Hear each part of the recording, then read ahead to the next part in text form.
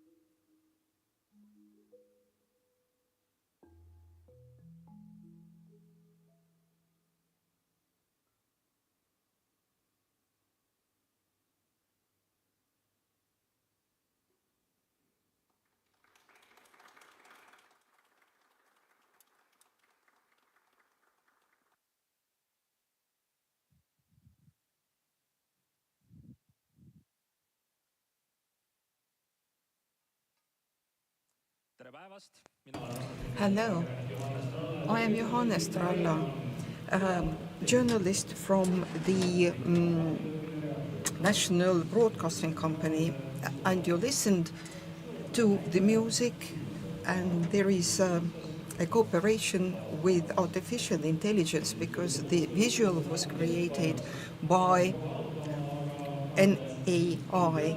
But how this cooperation is going to work during the middle of the century, well, we don't know.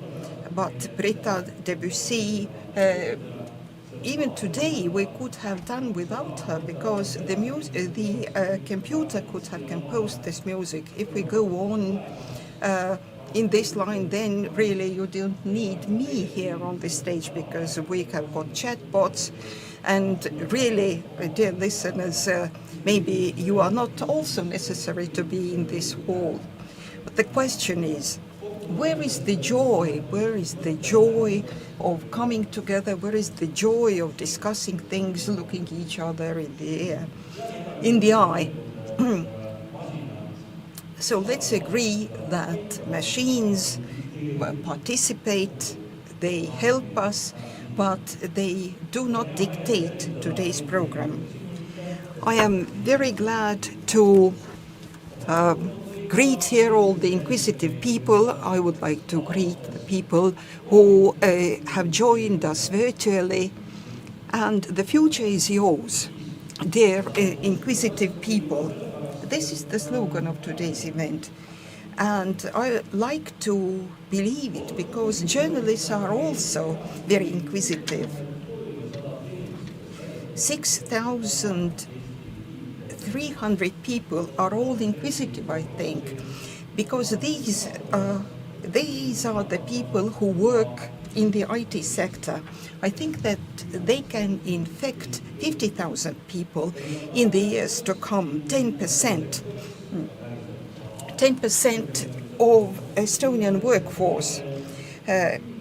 In 10 years' time, your footprint could be about 10 billion people. A lot of money is floating around in this sector. This is so much money that it is difficult to grasp. Now, let's say that a square meter of new development of new developments is skyrocketing. It is not bad in itself because we can all profit by it. We are in a modern, globalizing information space.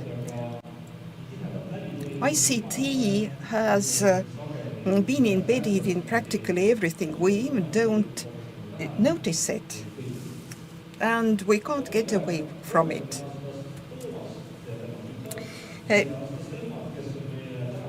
Our guides today are two people, Thomas, who is 30, and his daughter, 5-year-old Emma, and you will see some clips, some videos that, and you get to know them. ICT is very important. For example, during the pandemic, all the data has been essential for making reasonable decisions, for reasonable behavior. And of course, we see it in Ukraine, distortion of facts, cyber attacks, misinformation, and it enables, for example, to broadcast Ukrainian folk songs in the propaganda channels of Kremlin propaganda. But today you are going to meet the top professionals in the ICT sector. Although we have mature technology, but we still are meeting here real people, and they deal with deep problems of the ICT world. They can answer the question, or try to answer the question, what we are facing in 50 years' time and how it is going to impact our children's lives. I think that after my introduction you have become even more curious, and now I would like to give the floor to Ivo Frolin, a professor from Tallinn and coordinator of ICT, the Estonian Center of Excellence in ICT Research.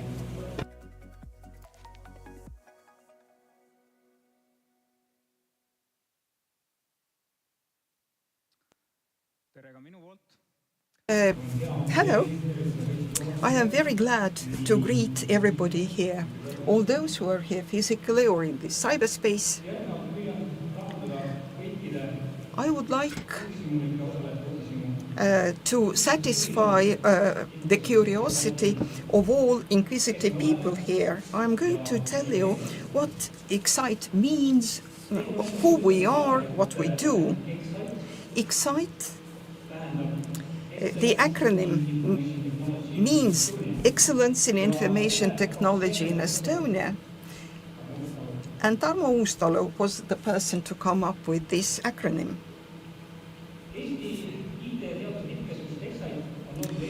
ICT has been created to develop IT systems and services that are secure. We were founded in 2016. It involves 16 IT research groups. Our partners are Tallinn Technical University, Tartu University, and Cybernetica.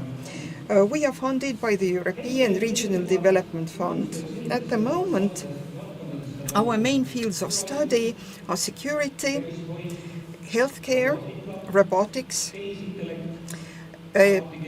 of artificial intelligence, cloud solutions, and computing languages.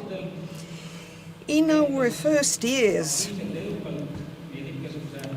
our center was kick-started by Professor Maarja Kuusma, but then she became Vice Chancellor of Research at TalTech, and at the end of 2020, I became the coordinator.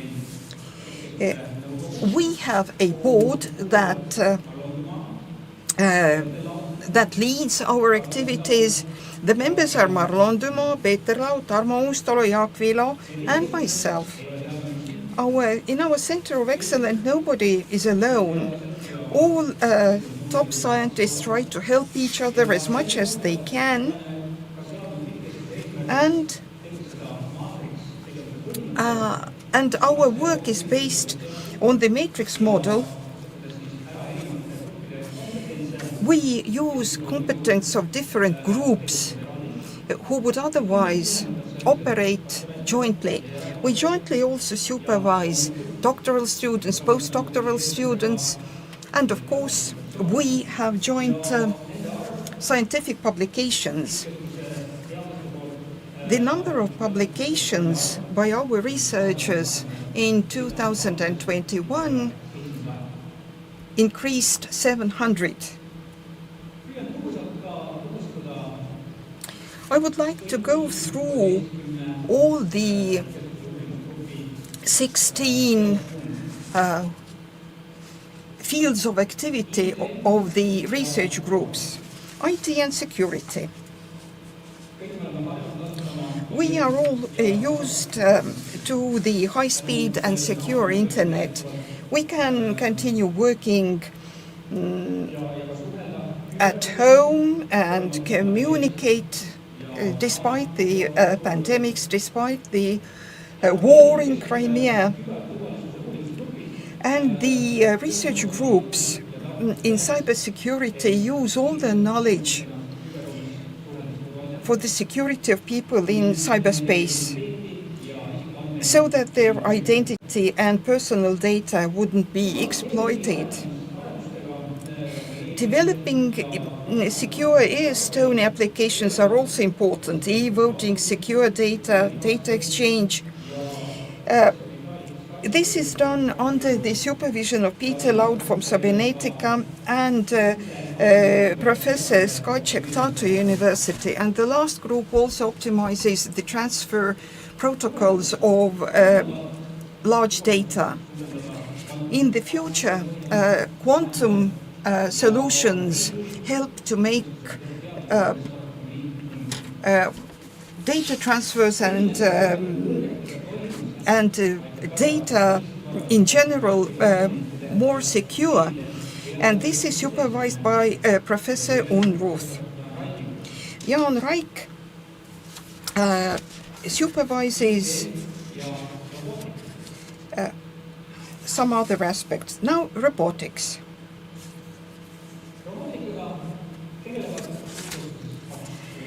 There are two research groups that deal with robotics. Professor Maarja Kuusma's group deals with underwater robots. They can, for example, assess our ecosystems underwater, blue algae growth, the quality of coastal waters, etc.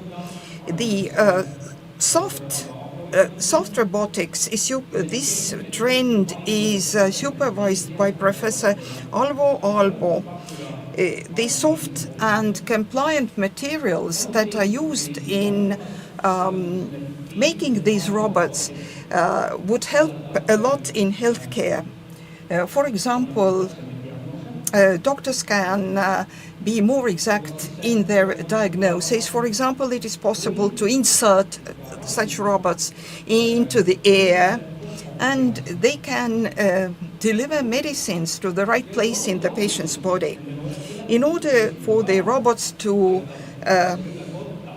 to do what is expected to them. So Ülle Kotta, under her supervision, operating systems are modeled. Now IT, artificial intelligence, computing languages, cloud solutions. There is a group supervised by Marlon Dumas who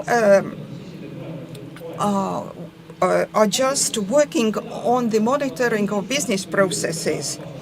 And they use artificial intelligence, is it?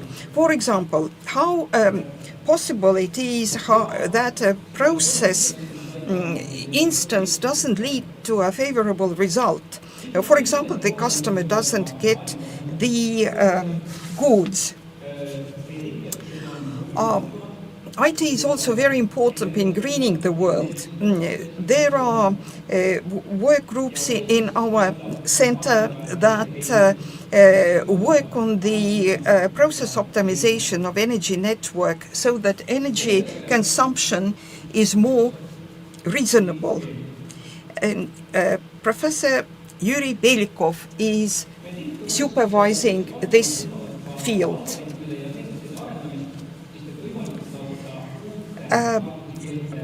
There are fields of our study that develop algorithms and methods for the development. They use functional programming, transformation of programs, methods for construction. Estonia is very active in developing its fast internet network, even in the sparsely populated areas, so that IT services would be accessible to everybody. But we need cloud computation for it, and we need the Internet of Things. Yannick Moulet and Professor Satish Sirama, the supervisors of these fields.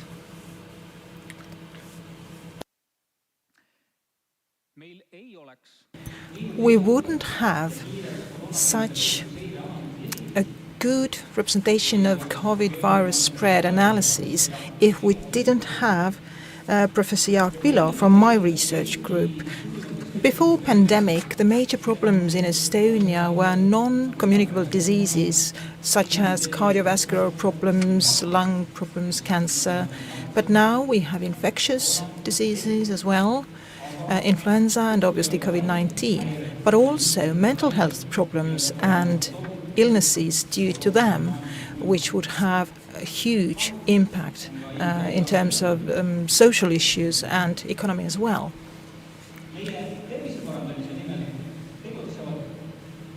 For health promotion, we have various research groups working also in our center. Yannick Milove, for example, in my research group, Professor Vilo, but also Vincente Safra.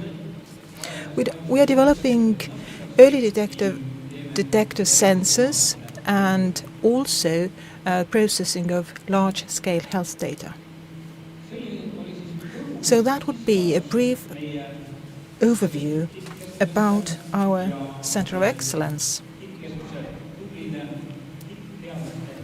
and into the activities of our very good professors. What I can also tell you that the scientists and researchers that we have are very curious. This is essential for top scientists. I also believe that if there were more curious people in the world, then there would be less those who are narrow-minded and also less violence. So I wish you to be curious, and I wish you a successful conference. Thank you. Many thanks, Ivo. I know it wasn't agreed beforehand, but perhaps you can join me back here again, because we have already received a question from the audience and I will take the opportunity to ask it right away. The question is, 5G perspectives in Estonia. So what kind of technologies would we need in order to be able to provide 5G networks to go into the masses? Well, 5G technology, first and foremost, means that we would be able to connect more sensors, more smart sensors into the network. And these sensors could be used for gathering data, information, representing this information, processing this information. And since I work a lot with health technologies, then one of the highly prospective area for 5G would be health. We have an aging population, so 5G would come in and provide very convenient environments in the homes for the elderly, for example. We could have sensor systems that monitor the health status, the well-being of the residents, and it would be very easy to share and exchange this kind of information. Well, it sounds like I'm ready to grow old, having heard this. Thank you. Friends, as you were able to see, we expect you to be active as well, and you don't have to do anything more than just go online and go to bit.ly Excite conference. So also those of you following us online, you will find the place where you can send in your comments and questions, and I will do my best to ask these questions here on stage. But now I'm very pleased to give the virtual floor to the IT visionary Linnar Viik, who is going to talk about European Digital Sovereignty Initiative and its implications.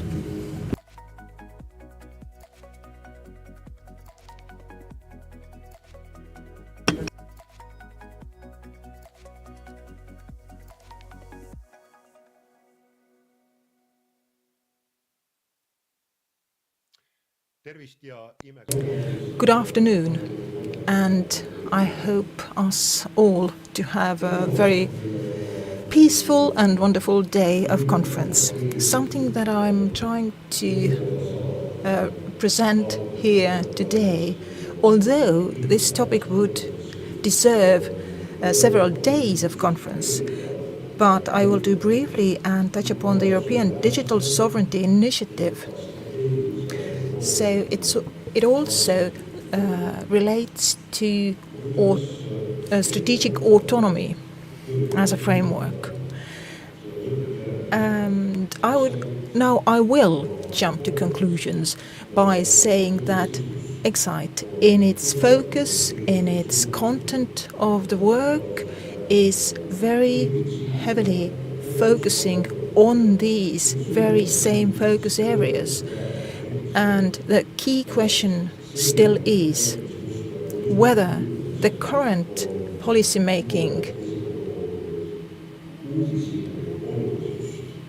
appreciates and stimulates the curiosity that Ivo referred to, or is it restricting it? Now about dates in the process. So March 2021, exactly a year ago and a couple of more days, four prime ministers turned to the President of the European Commission, and they called upon the European Union to speed up the process of developing digital single market and to focus on digital sovereignty. It was a new concept. The digital single market has been heard before, if not for decades, but digital sovereignty was something brand new. So four prime ministers, Finland, Denmark, Germany and Estonia, the President of the Commission responded in September in the State of the Union address so the answer was yes. Technological and digital sovereignty for the European Union has to happen. And in this speech, key ideas were mentioned as well. And the speech also referred to the shortage of chips. But the background goes further back in history for more than a decade. And for the time being, Europe has made certain choices in implementing new technologies. However, we have less and less choice. More than 90% of the data is stored outside the European Union. The global top 20 technology companies, none of them come from Estonia. From Europe. The chips are not, none of them. Less than 10% of chips and technological supplies are produced in Europe, and the market is more and more concentrated, and less companies hold the power in terms of being the suppliers. Therefore, it's very important to know the situation and to bring the control back to Europe in order to gain digital sovereignty. So very briefly, I can sum up that an American approach by Tallinn University relates to ICT technologies and infrastructure and also applications. So these would have to be subordinated to national interests, national regulation. So this is a top-down regulatory approach. However, it would not interfere with the market. It only means the strategic aspects of it are covered. Germans have widened this understanding, and they say that it's an important opportunity for the government in order to contribute to the growth of well-being of its citizens by making state-of-the-art technologies available for the citizens. And this is something that we should focus even more and think about what are the ways that we can do R&D activities in order to reduce dependencies. The European digital sovereignty, what would be the threats or fears in Europe but also in the world in general? They are well grounded. The first fear is that with digital sovereignty, with strategic autonomy, Europe would knowingly isolate themselves from the global digital innovation and R&D networks, and together with all these new rules and regulations, we find ourselves isolated. While China on one hand and the US in the other hand are already well ahead of us, so we wouldn't have the competitive edge to compete with them. The other thing that is feared is that digital sovereignty would serve the interests of large countries first and foremost, be it Germany or France, but smaller countries, those who have very open innovation, who are very open to digital solutions to be used, would be in a worse situation. So these are real threats and they need to be discussed, because when we say autonomy or sovereignty, we have to consider these aspects as well. What's important is to understand what these strategic technologies are. What do we mean by them? And what is it that we need? And how can we get them or deliver them without being overly protective of our markets? In the European Union, it's defined as big data, cloud technologies, chip and quantum technologies, and also a few others. Like in CORP or EXCITE programs, all these different areas of research show us. But we also need to understand that these are very complex and difficult and highly integrated systems. They don't exist in separate silos. They only add value when they are integrated. And this is globally integrated as well, whether it's financial services, transport, logistics, health services. There's always a global dimension to it. It's highly complex. The European Union approach has traditionally been related to regulations, frameworks. So this is classic for the European Union. And that would really set some borders to us if we are not able to be as curious as we would otherwise be. However, certain preparations are being made at the European level. We already have the GDPR. We are preparing AI regulatory framework. We don't know exactly what they will look like in the future once they're ready. And it seems that sometimes governments want to over-regulate things that are non-existent as of yet, instead of attempting to stimulate innovation and research. Now, regulation is one thing. Stimulus is another. For stimuli, the European Innovation Council, where I also work, and where we have various programs and research groups and data centers, as well as control over the data that we are using. These all demand secure internet connection. Europe has so far had examples in strategic autonomy that have been successful. Let's take, for example, the Galileo program, Airbus, the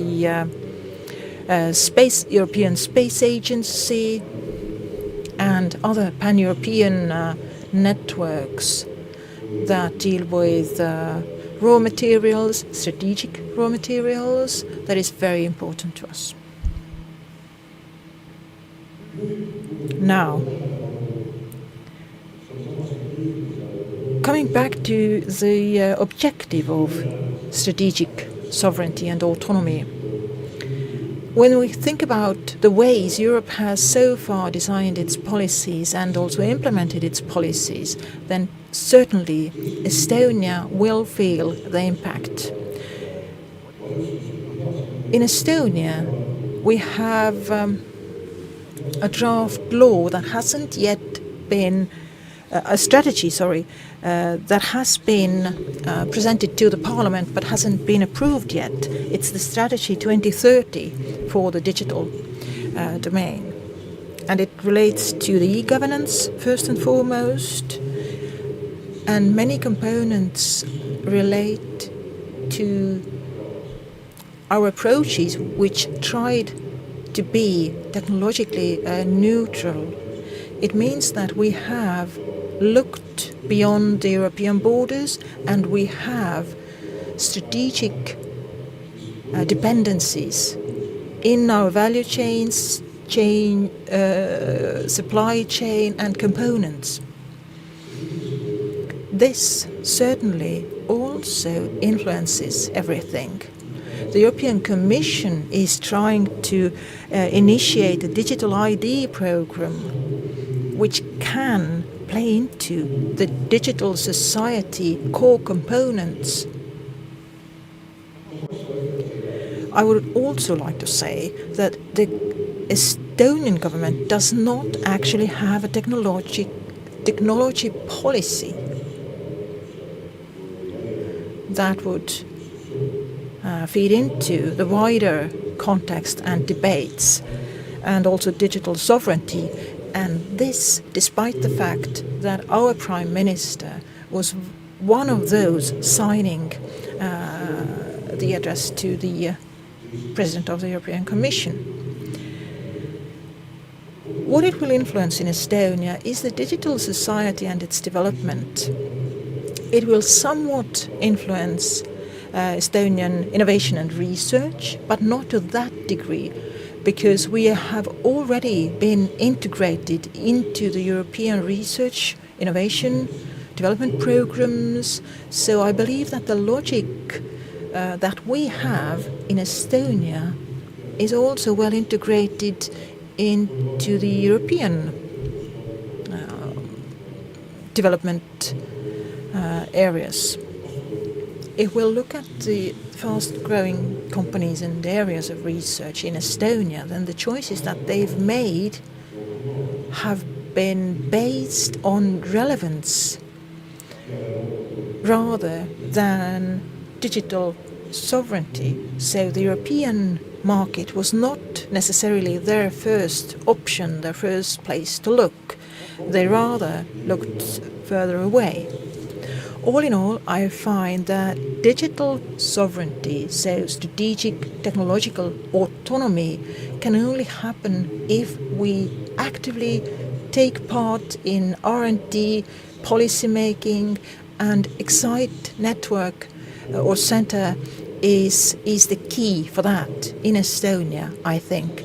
And it's very likely that Excite would at one day, besides R&D and innovation, also look into the policy-making paradigm. Obviously, we cannot promote protectionism. We can't play ourselves into the corner. We have to be open. We have to be ready to be active, to do strategic cooperation with everybody. So that was my attempt of summing up a topic that is only about to start booming in 15 minutes. I tried to say things that would deserve more time, but over the next decade, I'd say that this would influence the European digital development most. Thank you.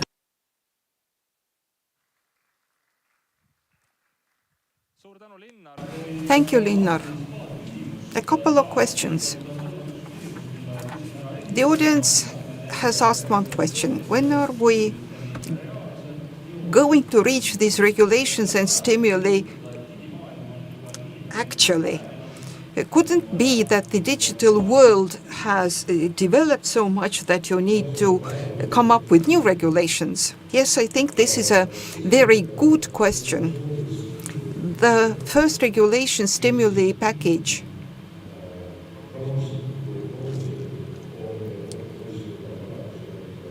is being developed. So the Commission has started work on it. I don't know whether what they do is enough. They have allocated 5 to 7 billion euros for this project. It is going to solve the most topical questions, I think, or the most urgent questions. I have always been of the opinion that European regulations are born very slowly, and they try to include too many aspects. You simply can't regulate everything. Estonian approach has been different. Estonian approach has been based on principles, and this is more functional, and it can give quicker results, and it can react more aptly to real-life situations. I have seen how the budget of the European Union has been developed. So, in my opinion, during the two budget periods that I have seen, then half of the budget goes to cows, to food production. The agricultural policy seemed rather outdated some years ago. There have been attempts to develop it further or to change it. But now when we see the war in Ukraine, when there is going to be shortage of grain, etc. So what is going to happen to the EU budget so that there will be some investment for the IT budget and still have enough food supplies in Europe? Now, Linnart, what could be the real sums? So for the 7-year budget now, we have 1 trillion euros. How much for IT? So 5% has been allocated to ICT. Not 100 billion, but 50 billion. ICT are not something separate, something independent, but they are embedded in different fields. Last week, I talked to the leaders of the food cluster of the European Innovation Society, and we spoke about the growth of efficiency, and this is going to happen thanks to the ICT. But when we speak about proportions, then what is enough is something that is equal to what is done in the United States and China. So thank you, Linnar. After the bankruptcy of Nord Stream 2, we know that actually this pipeline under the sea is full of gas under great pressure. There are things that, for example, underwater robots could look at them and follow the progress.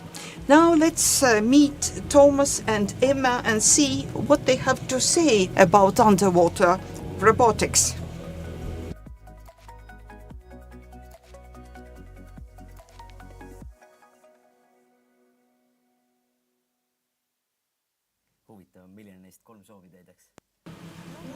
I don't know which of these fish would fulfill our 3 wishes.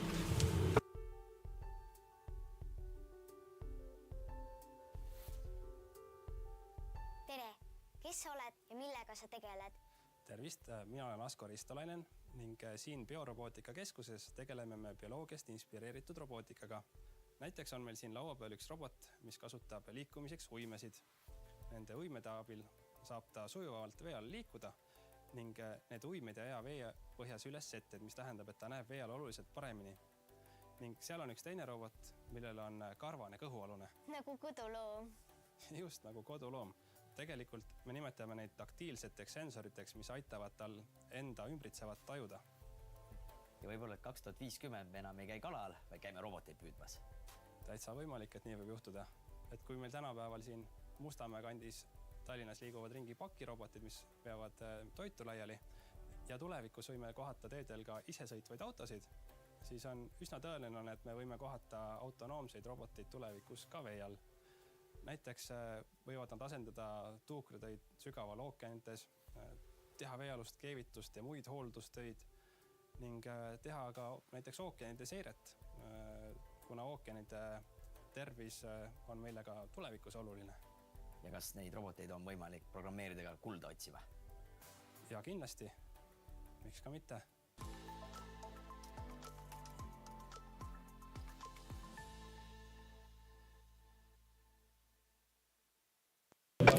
We have all heard about server parks that use a lot of energy. Because when we look at cat pictures or do Google research or Google search, we need electricity. But there are also wise ways and smart ways of saving electricity. And Yuri Belikov is going to tell us about these ways.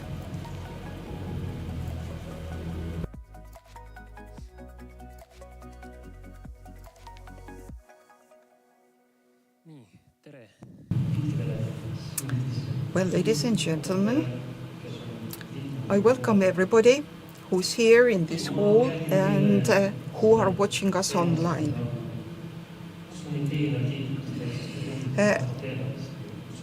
I am going to speak about two things. Whether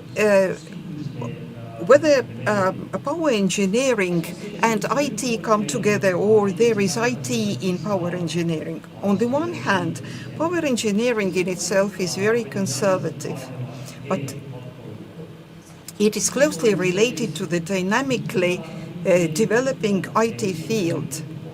So what do they have in common? This is a very wide topic. And in such a short period of time, I can't give you an overview of everything. But in my presentation, I would like to point out the most important issues and give some examples. You all know what is IT, because nowadays you can't imagine a person who has no idea what IT is and has no contact with it. For example, let's take a telephone.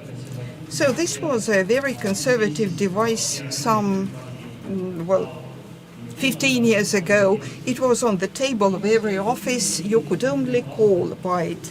But during the last 10, 15 years, it has turned into a compact device used by billions of people all over the world.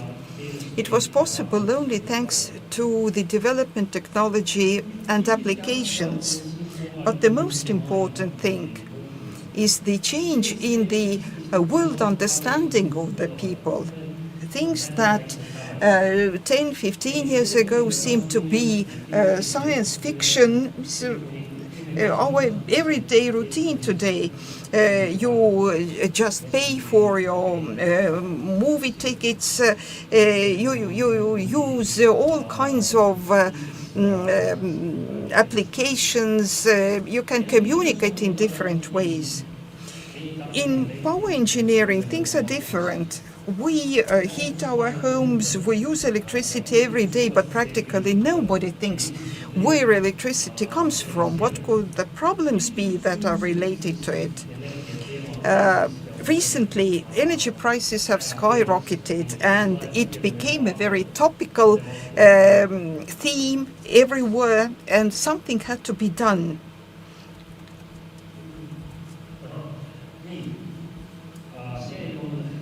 This is a chart here explaining what happened at the end of the year. I think you were all hurt by the increase of electricity prices. Oh, you didn't? Oh, then you are very lucky if you even didn't notice. If you didn't notice it. But now, a small aside, and I would like to explain to you why I started taking interest in this topic. When I was doing my master's degree, I asked a professor what field to attach myself to, and one professor said that if you really want to have a lot of space for your development, find a field that has very few basic definitions. I didn't grasp the idea at the moment. It took me years. But in dynamically development fields, there are not very firm foundations. For example, when you have a very expensive car, you drive along a bad road, you may end up in a ditch, or you may reach your destination. Another example. You only know what your destination is, but how to reach your destination. This is a a very difficult question. You are just like a mole under the ground. You don't see light at all. But now let's come back to power engineering again. We have to understand that over the last decades, a lot has happened. The development has been rapid, and it is necessary to go through all the principles of the whole field. It creates a lot of problem, but at the same time it opens ample opportunities. Some people do not like to speak about problems, they like challenges, but it is said that if a problem can be solved by means of money, then it is an expense. But power engineering and power engineering from renewables affects absolutely everybody. We can start, we can improve it. We can start with improving the efficiency of devices. We can end up at solar panel fields, windmills. IT doesn't only solve urgent problems, but it creates the basis for new fields. Now, a couple of examples of innovative services in the field of power engineering, because it illustrates very well the combination of energy and IT. And it shows the synergy between energy, IT, and management. One friend of mine said that the greenest energy is the energy that has not been produced. There seems to be a controversy in it. But if you start thinking in the same lines, then the energy is not produced is equivalent to the energy not consumed if we know that we do not need it.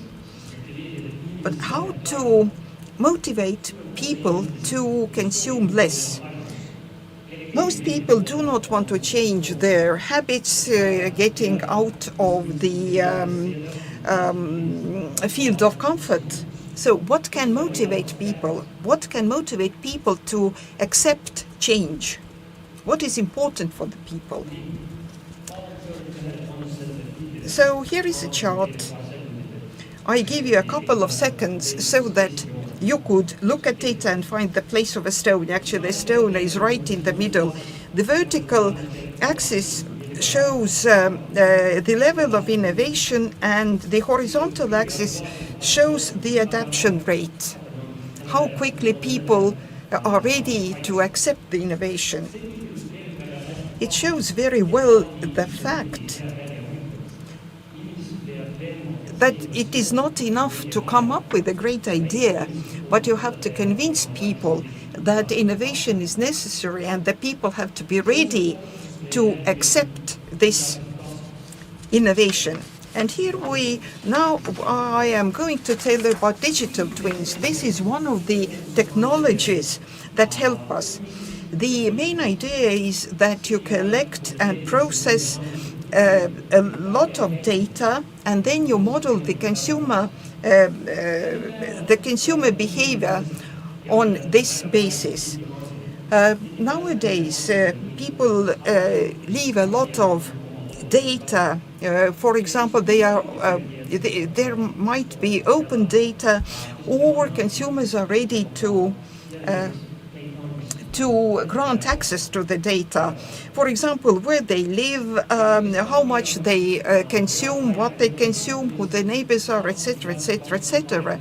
So, using the digital twins, it is possible to predict consumer behavior. Here we use different tools that can pick up small pieces of information that you need at the moment from the huge amount of data.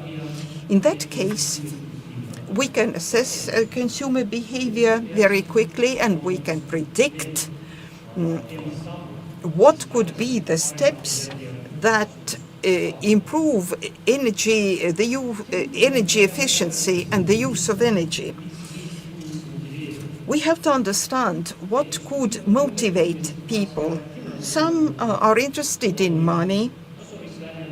They are willing, they want to pay less, and then we can offer them some services that are less expensive. Others are interested in technology. They would like to install, for example, an A-class equipment in their apartments. Some want to be better than their neighbors in energy saving, etc., etc. So people have different needs and wants. Besides the motivation, the digital twin can suggest to each customer what services they could use. And this is a non-invasive way to influence people. We don't want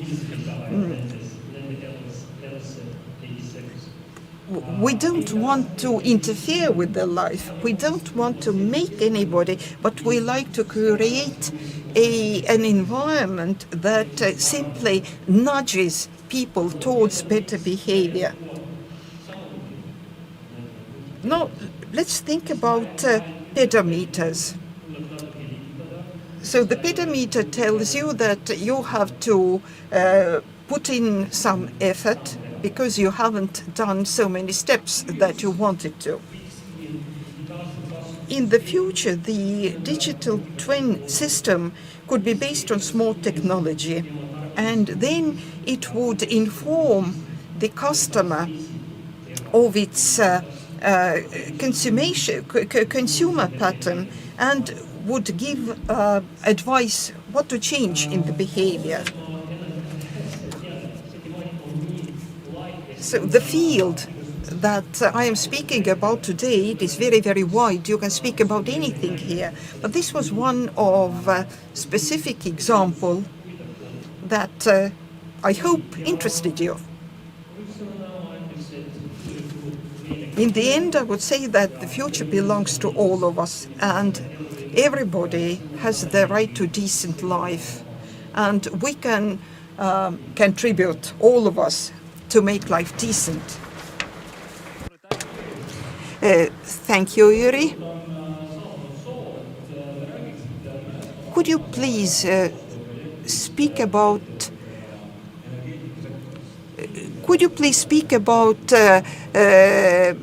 some projects, cooperation projects with specific companies in the energy sector?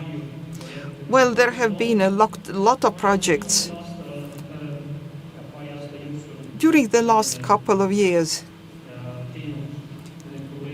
We've had some projects in the field related to smartening up buildings. How? Now, for example, in large buildings, in shopping malls, there are all kinds of technologies, all kinds of devices. They are not very smart. The question is how to make them proactive, how to make them smarter, so that they could use all the surrounding information, the fluctuations in the electricity price, climate conditions, and how to make the management system intelligent, which is the most intelligent shopping mall in Estonia. And there are quite a few. Ülemiste, for example. So they adapt all their systems to the outer conditions, etc. They are moving in the right direction. They have become much smarter. Friends, it's general knowledge that the Estonian men cannot resist but dance. That was irony. And they do regular health checks. That was irony too. Unfortunately, we in reality find ourselves often in an operating theatre or in the ambulance. So in health sector, there is many developments going on about concerning sensors and smart devices, and let's have a look at the next video clip.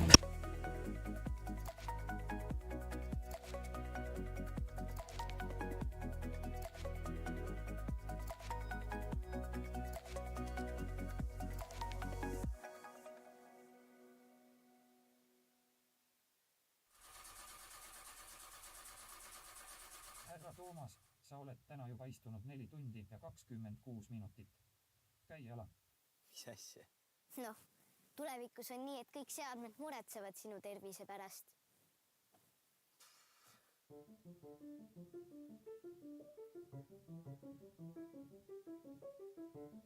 Tere, kes te olete ja millega te tegelete? Mina olen Ivo Fridolin ja töötan TalTechi Tervisetehnoloogiate Instituudis, kus me arendame välja uusi seadmeid, mis aitavad muuta inimeste elu tervislikuks ja turvaliseks. Aga mille jaoks see riietus siis on? See on nimetatud tark töörõivas. See aitab meil mõõta, kas inimene seisab, kõnnib, jookseb või hoopis kukub. Väga kasulik abivahend ohtlikes tingimustes töötajatele, näiteks laevatöötajatele või siis Päästeametis metsatulekahjudes kustutajatele. Vaatame, kas töötab. See on eriti hea ülemusele. Helista, vaatan, et jälle pikutad või? Ja see on siis mingi uus moodne müts. Selle mütsi küljes on andurid ja see mõõdab aju elektrilisi signaale, mille põhjal me saame hinnata stressi ja depressiooni taset. Kui tal mingi stress on, siis see on koolist, meil kodus on kõik korras.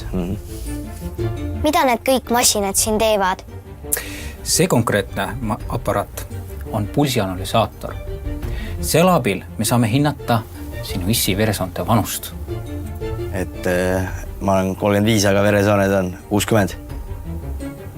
Isa, mida vähem autoga sõidad, seda parem. Aga milline on elu aastal 2050? On meil veel näiteks pulsikellad või hoopis midagi muud? No kindlasti muutuvad kõik need andurid palju väiksemaks. Ja pulsikellade asemel on võib-olla sõrmused või kõrvarõngad või midagi veel pisemat. Ja kõik need andurid on haigusepõhisemad. Näiteks nad võimaldavad mõõta parameetrid, mis on seotud kas siis stressi või diabeediga. Ja võib-olla me siis oskame ehitada sellised väikeseid laboreid, mis võtavad kehavedelikke proove ja analüüsivad neid.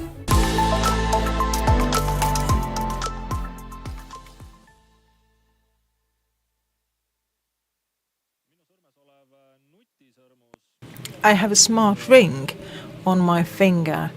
It's produced in Estonia and Finland, and it makes a remark more often than my living partner does.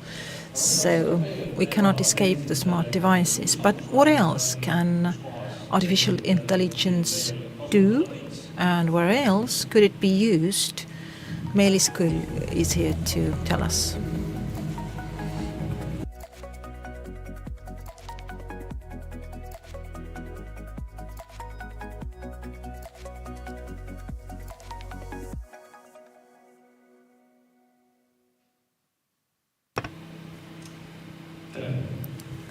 Good afternoon. Artificial intelligence has been developed for nearly 80 years now. And over the past few years, it's become a very useful tool in many areas. It's become that good that we can already observe AI as a colleague, as someone who is doing the job, a worker. Because as a worker makes mistakes, AI makes mistakes, it needs in-service training, and sometimes we don't understand at all what's going on in their heads. The University of Tartu has trusted AI with quite complex tasks, driving cars, for example, and neurotranslation. With the AI, we have to review the translation, though. We have to edit the text if necessary, and for the cars, there has to be a safety driver able to stop or take over driving if necessary at one point. The AI is good at driving cars, but the safety driver still has to be there.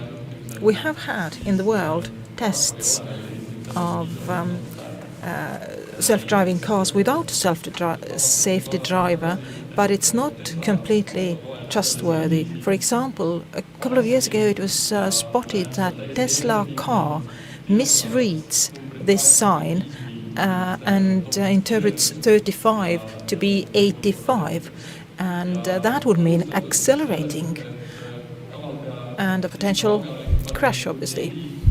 So what happened was that someone had added this black tape strip on the 3, and the AI read it as 85 instead of 35. It's just one example of many, and this mistake was corrected, but it very nicely illustrates the trustworthiness of artificial intelligence. And this is something that many researchers and scientists work on at the University of Tartu. So we want the AI to make less mistakes. And there are specific application areas that need that, whether it's translation engines or self-driving cars.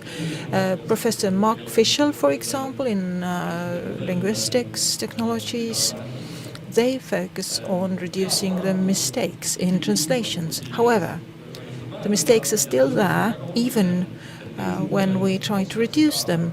And this is why it's very important for the AI to be able to be uncertain.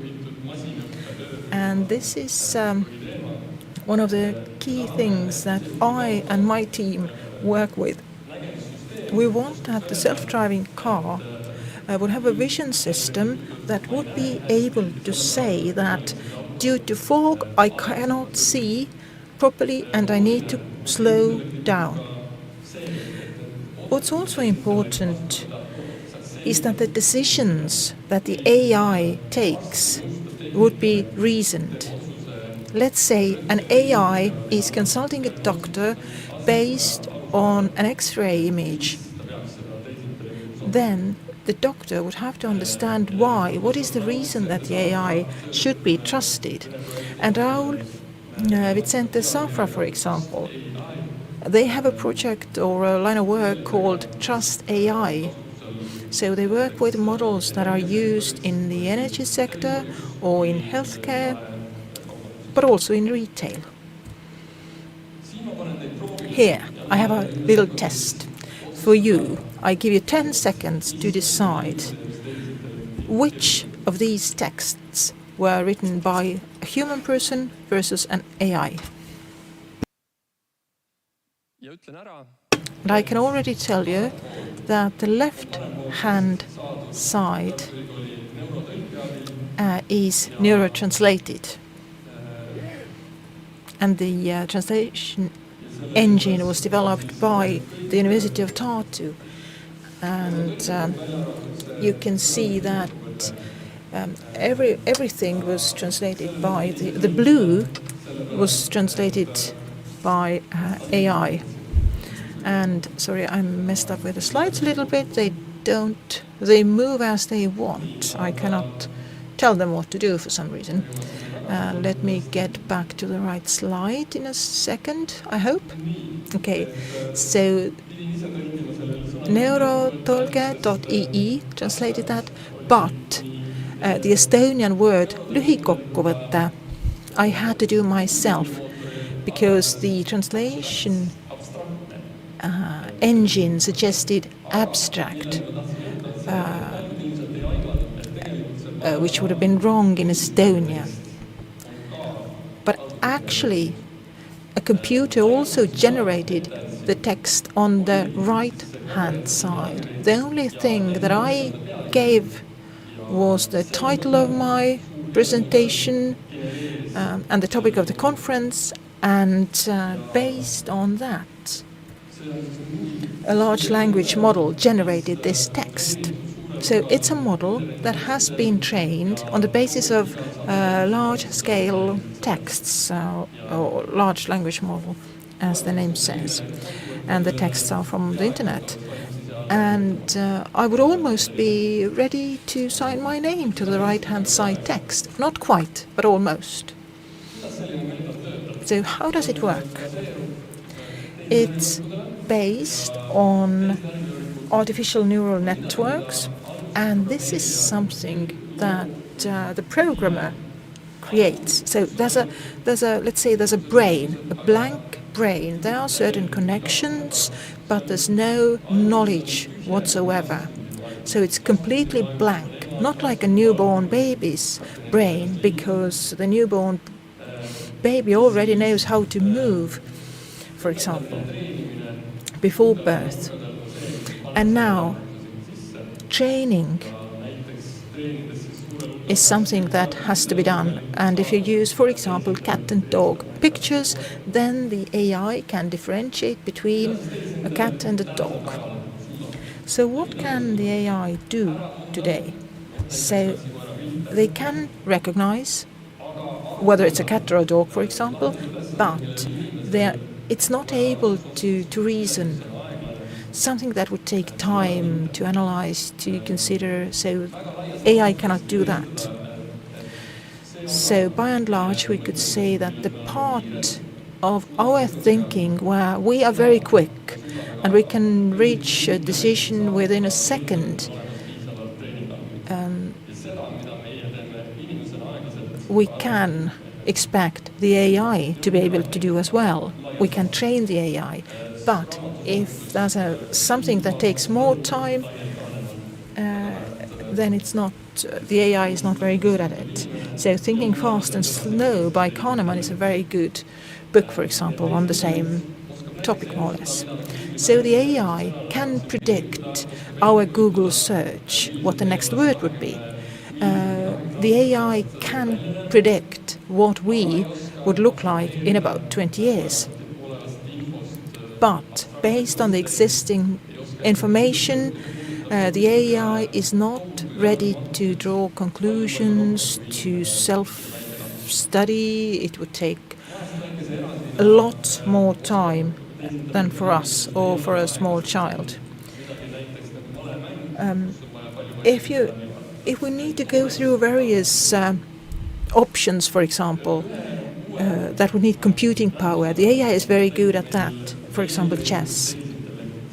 A bit of a newer thing is pre-trained AI. This is something where a huge corporation has spent a lot of money, more than 10 million euros, just in order to train the AI so that we would get a result that was, for example, the summary of my presentation or things like that. And then the pre-trained AI can be also used for next layers of training and skills and knowledge. These complex models allow, with small adjustments, to be used in many ways. Now about the future. Artificial General Intelligence, AGI, its training power and learning power should be comparable to a human person. So in other words, it would be able to do almost everything that a human person is able to do. Will we reach the AGI at one point? I'm convinced that the answer is yes, and most of the scientists agree. However, our opinions vary about when it would happen. 5 years, 50 years, more than 100 years. That's what the gaps are, what the differences of opinion are. But I would like to emphasize that I'm quite convinced that it will come suddenly, unexpectedly to us.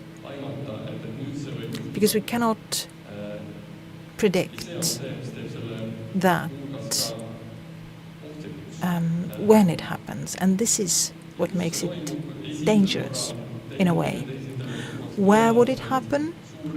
AGI would probably be created by a major political power or a corporation, and it's definitely not, and it is a threat if it falls into the wrong hands.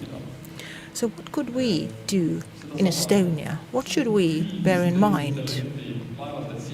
AGI would probably not be created in Estonia first, but we have to keep track. We have to be able to follow what's going on in the AI world and scene, and we have to be able to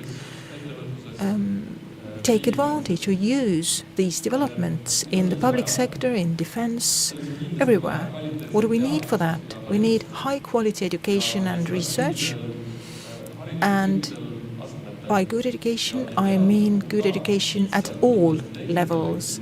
And also in terms of research and science, we need it in applied sciences, but also on a wider scale, the IT and all other avenues of science, because all knowledge is important when we talk about AI. And if we want to be able to achieve something at top level in Estonia in AI, then master's and PhD studies are very important. Businesses, enterprises have to be very smart, and they have to be able to get good advice. So what we need is a good support system that brings together scientists. And we have a very good initiative here. It's called AIRE. It's the AI and Robotics Estonia network that offers SMEs such services. The clients mostly are SMEs.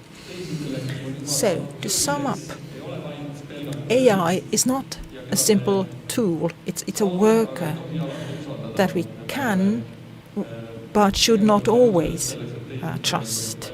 We have to do a lot of work in order to make AI even more trustworthy. And for Estonia, it's important to understand the progress made in AI and also to take advantages of it in all sectors. Thank you.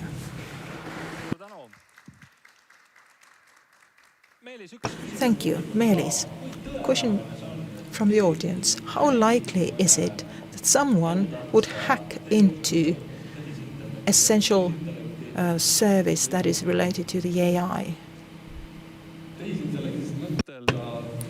When we talk about AI, then we can think of it as a human person almost, but only when we already have the AGI, the general intelligence, artificial general intelligence, because then these characteristics would perhaps be present in AI as well as in human beings. So we cannot presume that AI would not hack into anything, and a lot of research has to be done there, not only in the AI and by the researchers who are developing AI, but also on a wider scale, those who work with defense, security. What are your thoughts when you follow these discussions about AI and ethics?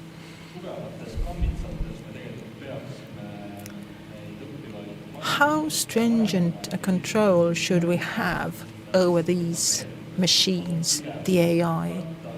Should we rather be careful than regretful?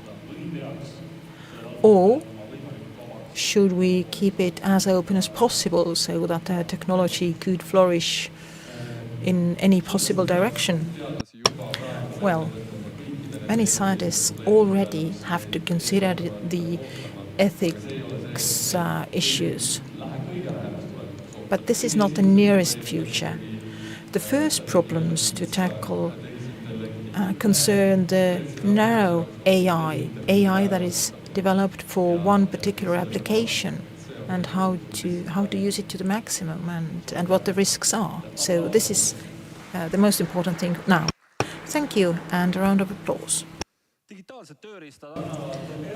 Digital tools give us all kinds of possibilities to digitize and measure, optimize business processes. How far can we go with optimizing life itself? This is the answer you get from Tom and Emma.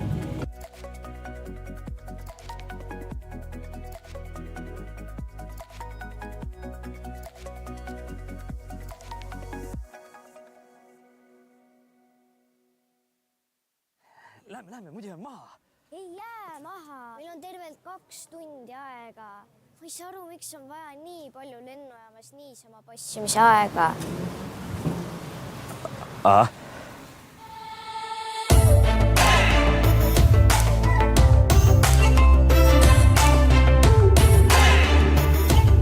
Tere! Kes te olete ja millega te tegelete? Minu nimi on Antti Alman ja ma töötan sellises uurimusgrupis, mis tegeleb äriprotsesside analüüsiga, et lühidalt öeldes sellega, kuidas erinevaid tegevusi kõige paremini järjekorda seada. Nüüd ma kuulsin, et enne rääkisite lennujaamast ja tõsi see on, et kui teil on lühikene lennureis, siis tegelikult te kulutate rohkem aega lennujaamas kui päriselt õhus. Me võiksime selle lennujaamas toimuva võtta äriprotsessina lahti, mõelda sellest tegevushaaval ehk reisija saabub, registreerub lennule, läbib turvakontrolli ja nii edasi. Selliseid protsesse on tegelikult lennujaamas väga palju, samamoodi näiteks pagasi laadimine lennukile või lennuki ettevalmistamine enne õhku tõusmist. Kõiki neid protsesside käigus toimuvaid tegevusi me saame neile kuluvat aega mõõta ja seejärel oma teadmiseid rakendades neid äriprotsesse paremaks muuta. Kas aastal 2050 ei ole enam poodides sabasid ja lennuki peale saab niisama kiiresti kui bussi peale? Minu lootus on, et aastal 2050 oleme me oluliselt paremini valmis erinevatega muutustega kohanemiseks. Näiteks kui laev jääb Suessi kanalis kinni, siis me oleksime valmis juba päevade jooksul kiirelt ümber otsustama, et kuidas nüüd kaubaveod ümber suunata. Või kui tuleb pandeemia olu, siis näiteks me ei mõtleks enam kuude kaupa, et kuidas reisimine ümber korraldada. Kogu aeg midagi ju maailmas muutub ja me peame selleks olema pidevalt valmis ning siin just tulebki meile teadusappi. Kõige parem oleks vaadata elu kui äri. Naine on äri, lapsed on äri, siis läheb kõik libedalt. Ei, ma päris elu nüüd ärina kõike ei vaataks, et naine ja lapsed, ma seda ikkagi ärina ei vaataks. Aitäh. Aga palun.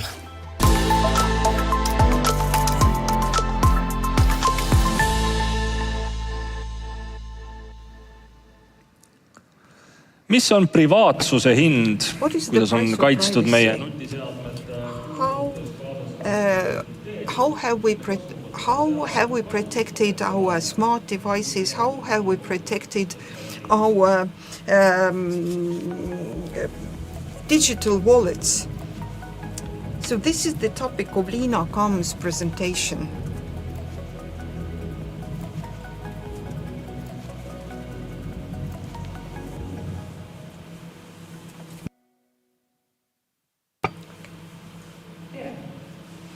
Good afternoon.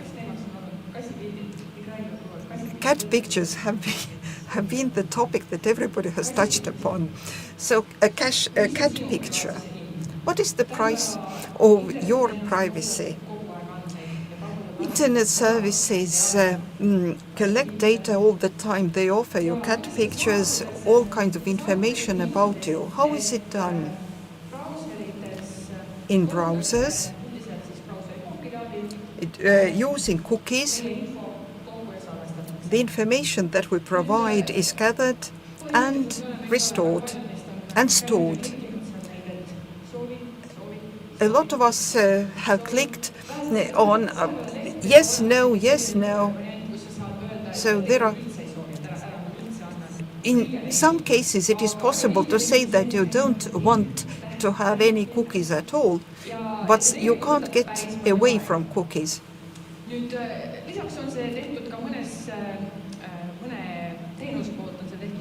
In some services, things have become very easy. You even haven't got a choice. For example, in Pinterest and Instagram, you can't look at anything and you have to log in. But once you have logged in, you are tied to the account and all your behavior is being followed and saved. And when you go to other web pages, once you have logged in, then this is also recorded. So basically, what does a browser achieve? They offer you something,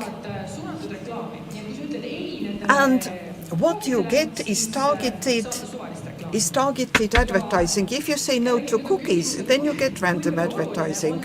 And the question is how important the targeted advertising is. If somebody says that I bought these shoes for my kid, now, then during the next 2 months you are going to get all kinds of pictures of kids' shoes because you clicked on a page. So I would prefer random advertising, but the data are used for something else. The data is being used for improving the service.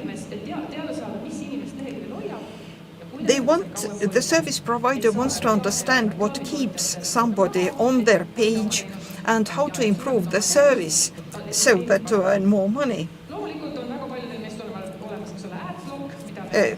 A lot of us have ad block and we use it so we get by without having to look at the advertising. But there is a problem. If there are small content providers, for example, people who publish their novels or show their art, then their only income comes from advertising. And if you use an ad block, they lose out. But if you do not value your data, then you give away too much. People say, no, what does it matter? I am not doing anything illegal. Now let them look at my data. But when you give your data to other people, you give them control of your life. The more data we give to others, the more power those who collect data have over us. What is the price of your privacy?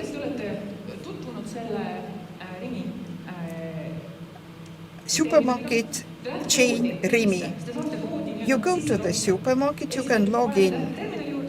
You go to the terminal, you just swipe your reward card, you are said hello, and here are the things at best prices for you today. You can print out a coupon. I haven't used it myself, but my mother says that she has had offers that are relevant to her. And for example, she had discount figs, and she's interested in figs, and it was profitable for her. But the question is, would she have bought these figs without this offer? What is the shop going to get for it? They are not being kind to us. In that case, if they were kind in general, then everybody would have these offers. I assume that you go to the shop, you log in, they know exactly at what time you went to the shop, whether you were affected by their offers, whether you were interested, whether you bought the things that were on offer when you left the shop.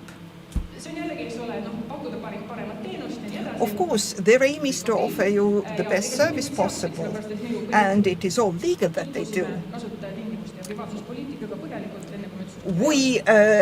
Before we said yes, we had to get acquainted with the terms and conditions.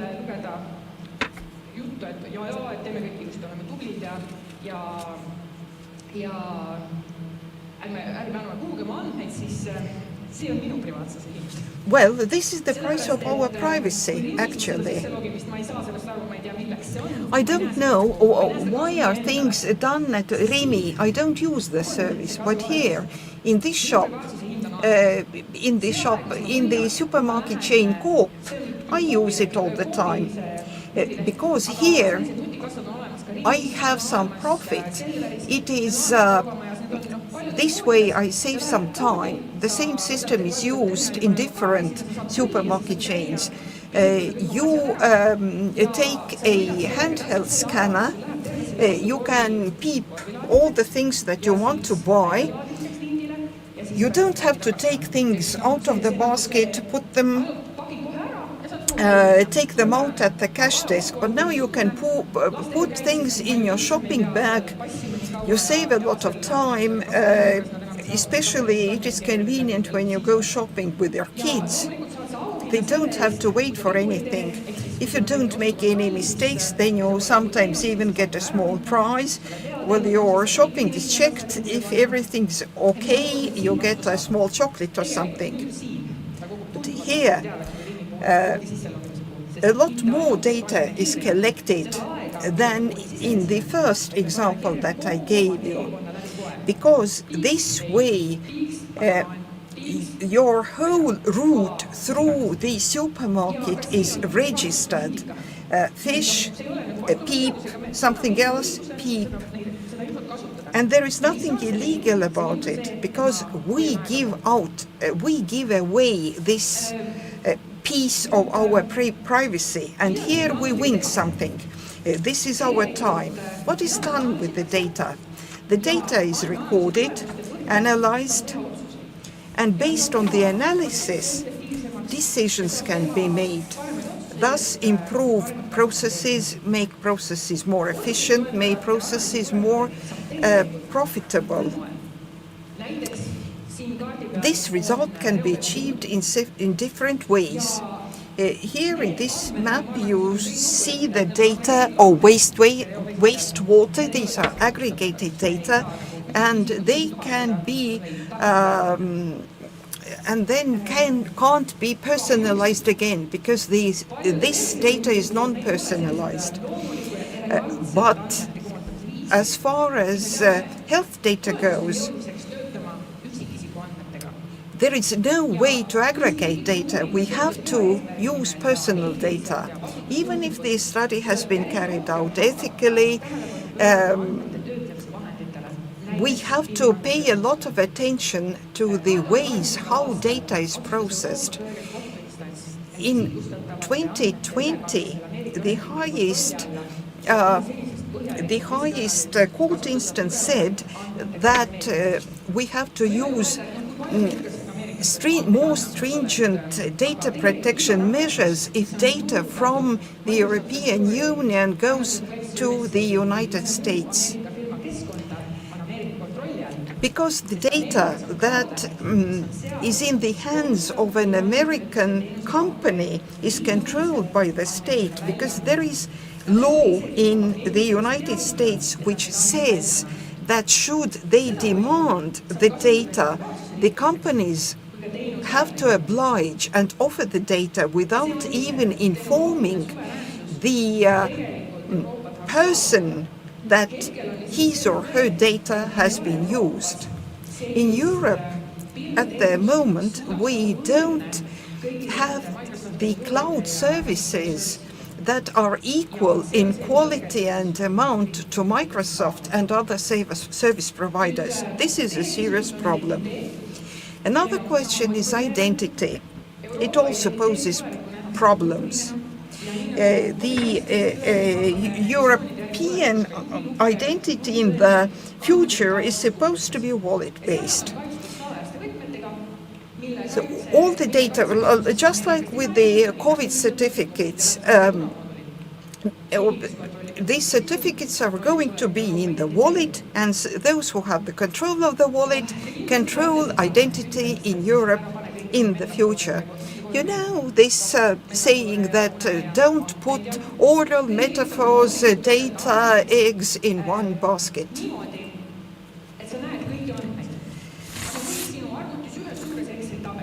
The easiest way to handle data is that they are all in one place, in one Excel table, in your own computer, and people who are educated today, who have university degrees, use this method because this is how they have been taught. People also think that if the cryptographic keys are in one place, then the cryptographic keys are kept there in a safe manner, but it is not right. The studies have shown that they can be hacked, whether by internal or external means. But now let's speak about the interoperability framework X-Road in Estonia. In Estonia, we have no one database that would take that would put in one pot all the data. We can use privacy technologies, for example, secure multi-party computation. We could use federated learning, federated statistics.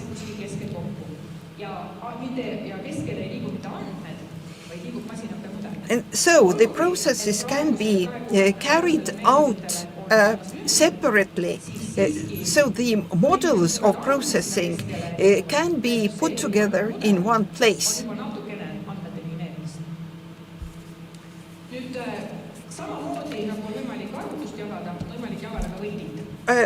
We can have multi-party computation, but we can also share the key. The cryptographic key that defends our data is divided. Half of it is with the service provider, half of it is with the customer. So, we have this service smart ID in the Baltic countries, which operates exactly on the same way. So the service provider hasn't got the whole control of the identity, and the smart device doesn't have the full control of identity. For example, if the telephone is stolen, cloned, then it is possible to detect if identity has been cloned. Now, what's going to happen in the future? The future generations understand differently environmental problems, and most probably it happens to security. If future generations want to keep their photos or other data in a more secure way, then the decisions that we make today might hamper them in the future to be more secure. It is very difficult to take back anything that has been put up in the internet. Grown-up people are very conservative. They don't want to change their habits, but maybe future generations are more ready to protect their privacy, just like they have been used to driving wearing safety belts. Thank you. iPhone. Do you use Huawei? Is there a danger that the digital wallet in our smartphones, is there a danger that this information will be used by somebody else? Because if somebody has control over our wallet, it is very worrisome, but we shouldn't worry. We should be careful. As I said, I can't understand the system used in the Rimi supermarket chain, my first example, but I can understand the other one, because here I save time, but only being tempted by advertising, it is something incomprehensible. Sometimes data get lost in the cloud. Should they be replicated in physical devices? But there is so much data that the cloud cannot accommodate all data. I think that you don't have to preserve everything. For example, my emails for the last 10 years. I was very much surprised when in our company we were told that that our mailboxes are full, space needed to be added.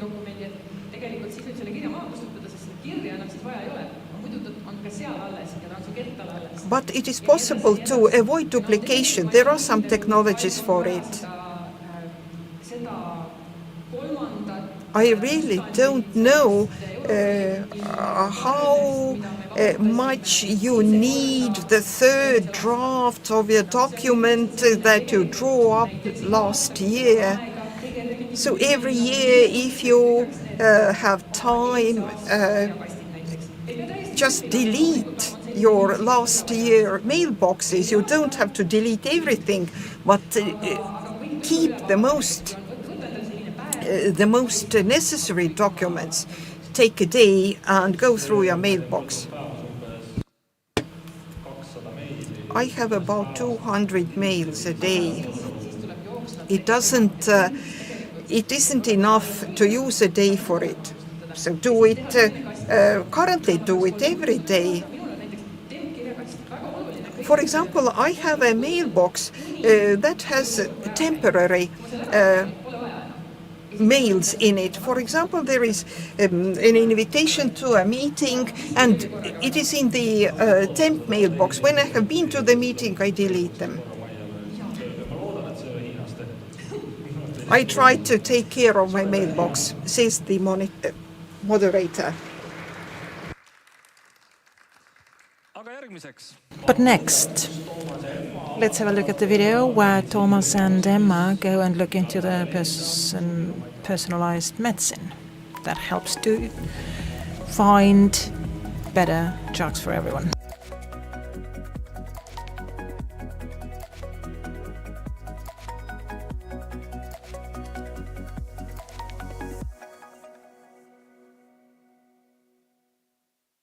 Mina ei tea, mis valuvaigist vanaisale võtta. Kordi sobi ühele üksi, siis sobi teisele teine. Noh, tulevikus on nii, et sa tead täpselt seda, mitu milligrammi, millist rohtu sul vaja on.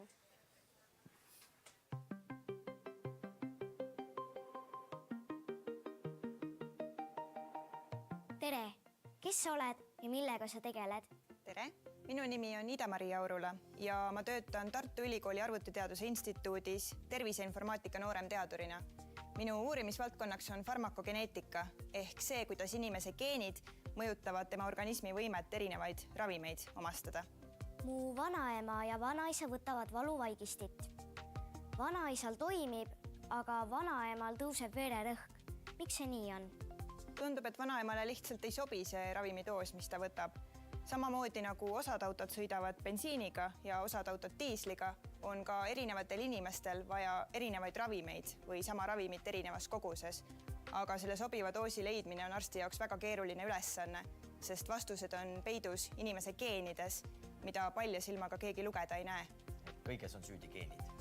Jah, kõiges on tõesti süüdi geenid ja antud juhul just farmakogeenid ehk sellised, mis tegelevad ravimite lahustamisega.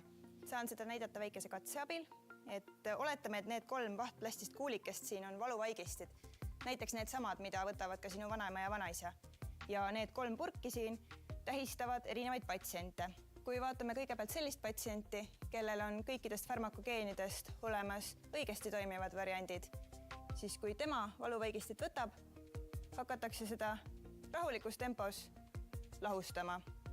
Ja see protsess kestab täpselt nii kaua, et ravim jõuab soovitud mõju avaldada ja patsiendil valu ära võtta. Näeme, et ravim on siin osaliselt juba lagunema hakanud. Meie teisel patsiendil on aga mõlemalt vanemalt päritud sellised farmakogeenide variandid, mille tagajärjel lagundab tema organism ravimeid liiga kiiresti. Kui anname talle täpselt selle sama valuvaigisti, näeme, et see hakkab siin mühinal lahustuma ja ravim on täielikult kadunud veel enne, kui ma jõuan oma lause lõpetada. Kui ravim aga nii kiiresti ära lagundatakse, siis ei jõua see organismis üldse soovitud mõju avaldada ja patsiendil selline ravim valu ära ei võta. Ja siis on meil 3. patsient, kelle geenides on hoopis kirjas, et tema organism lagundab ravimeid oodatust palju aeglasemalt. Anname talle täpselt sama ravimi, täpselt sama doosi ja näeme, et ravimiga justkui ei juhtugi midagi. Kui aga ravimit nii aeglaselt lagundatakse, jääb see organismi liiga pikaks ajaks ja jõuab seal igasugust pahandust korda saata. Väga võimalik, et ka sinu vanaema on oma valuvaigisti suhtes just aeglane lagundaja ja kõrge vererõhk tõusebki tal sellepärast, et ravim jääb tema kehasse lihtsalt liiga kauaks. Selliseid farmakogeneetilisi seoseid uuritakse üha põhjalikumalt Ja kui nüüd rääkida aastast 2050, siis selleks ajaks on ravimite väljakirjutamine muutunud palju tõhusamaks ja ka palju mugavamaks. Seda nii patsiendi jaoks, kes ei pea enam tegelema ebameeldivate kõrvaltoimetega või ravimi mõju puudumisega, aga ka arsti jaoks, kellel on töölaual kasutusel erinevad IT-lahendused, mis võimaldavad tal raviotsuste tegemisel mugavalt arvesse võtta ka patsiendi geneetilist informatsiooni. Mul on ka halvad geenid, et keerulist infot vastu võttes aju hakkab valutama. Kui see vahtplast oleks valuvaigist ja ma tõmbaks 6-7 tükki sisse. Tead, võta parem šokolaadi, see aitab alati. Väga õige nõuanne.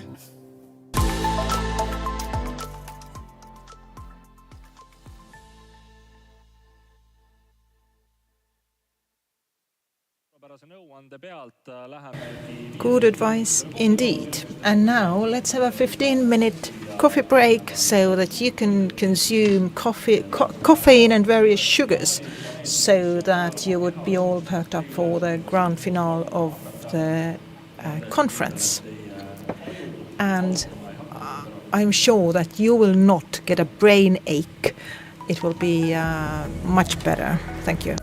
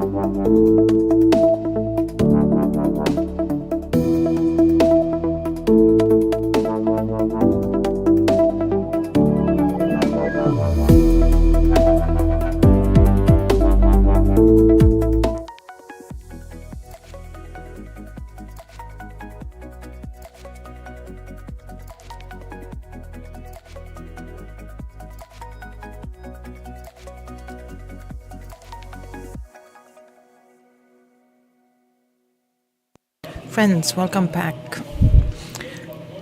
We are approaching the end accord of the conference, and now we have about an hour for panel discussion, and we are talking about the role of basic versus applied sciences in IT when it comes to continued development. And I'm very pleased to welcome Kärt Järvan, Mart Pihor, Liina Kamm and Meelis Kull here on stage, and everybody following us online or in the audience. You can also have a say by going to bit.ly/Excite Conference, and you can send in your questions or comments. And we will take them up here on stage. As a journalist, for the past 2 weeks, I've been talking basically only about the war in Ukraine. How does this conflict influence the IT sector in Estonia at the moment and in the near future? Gert, perhaps we can start with you. Gert, sorry.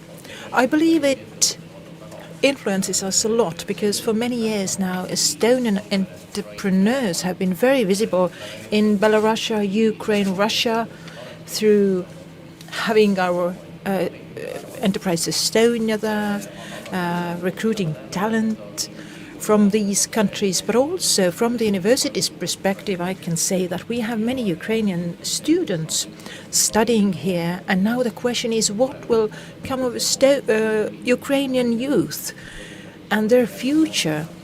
Next year, the Estonian universities make their best to support the Ukrainian students, offering them study opportunities here. But I believe that the main developments are only about to happen. We don't know yet. Mart, will there be a huge wave of programmers coming to Estonia or vice versa? The Ukrainian IT sector players who are here now will go to Ukraine to fight. I believe it could go either way. Most of them who come here would like to go back as quickly as possible, I imagine. And as to what Gert said, as much as I have followed the media, perhaps it's mistakenly said that our export to Russia is 1 or 2% and we don't import anything from Russia. Then actually, well, the shock will be great, like with the COVID pandemic. And many producing companies are cancelling contracts. Even if our client is from Poland and they sell to Russia or Belarus, they are struggling more than before. And therefore, indirectly, Estonia will feel the impact in our economy. Liina, many of us have followed Anonymous and other hacker groups or the tricks they've played. For example, when they aired the Ukrainian folk songs on Russian national broadcasting stations or TV and in the electronic vehicle charging stations as well, spreading the messages against war. So what kind of counterattack could we expect from the Russians? So how fragile are our IT systems and infrastructure, and what would you think would happen? Our systems have been under attack before. We have survived these attacks. I believe that it wouldn't be enough to be very specific, to add another security layer. So stop any internet traffic coming from Russia, for example, something that they in Russia have discussed. Well, what we could do is privacy by design. So it means that privacy is already written in or prescribed in the system, so that we design hack-proof systems. Adding a layer later on is not as good.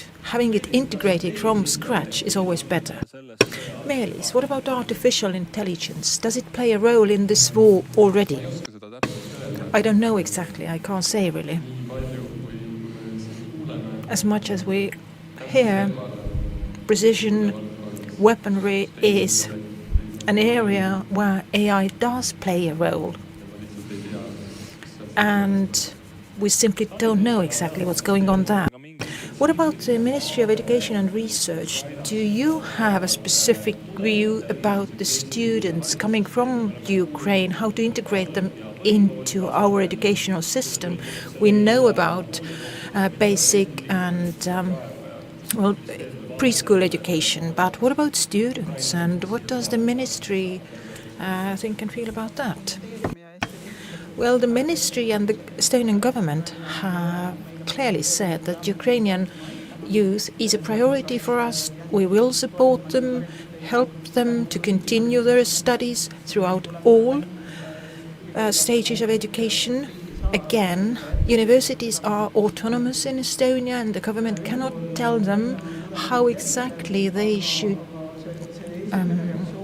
deal with the Ukrainian students. But the policy that we see also coming from the universities coincides or is aligned with the ministry's approach. The minister has met with rectors of the universities, and we try to do all we can in order to integrate them smoothly into our educational system. And what's also important is the e-learning and digital platforms for learning. Estonia is one of the fewest European countries who is prepared to provide Ukrainian language digital learning for the students and children and youth coming from Ukraine. So we can use the same systems as they used in Ukraine, but in Estonia.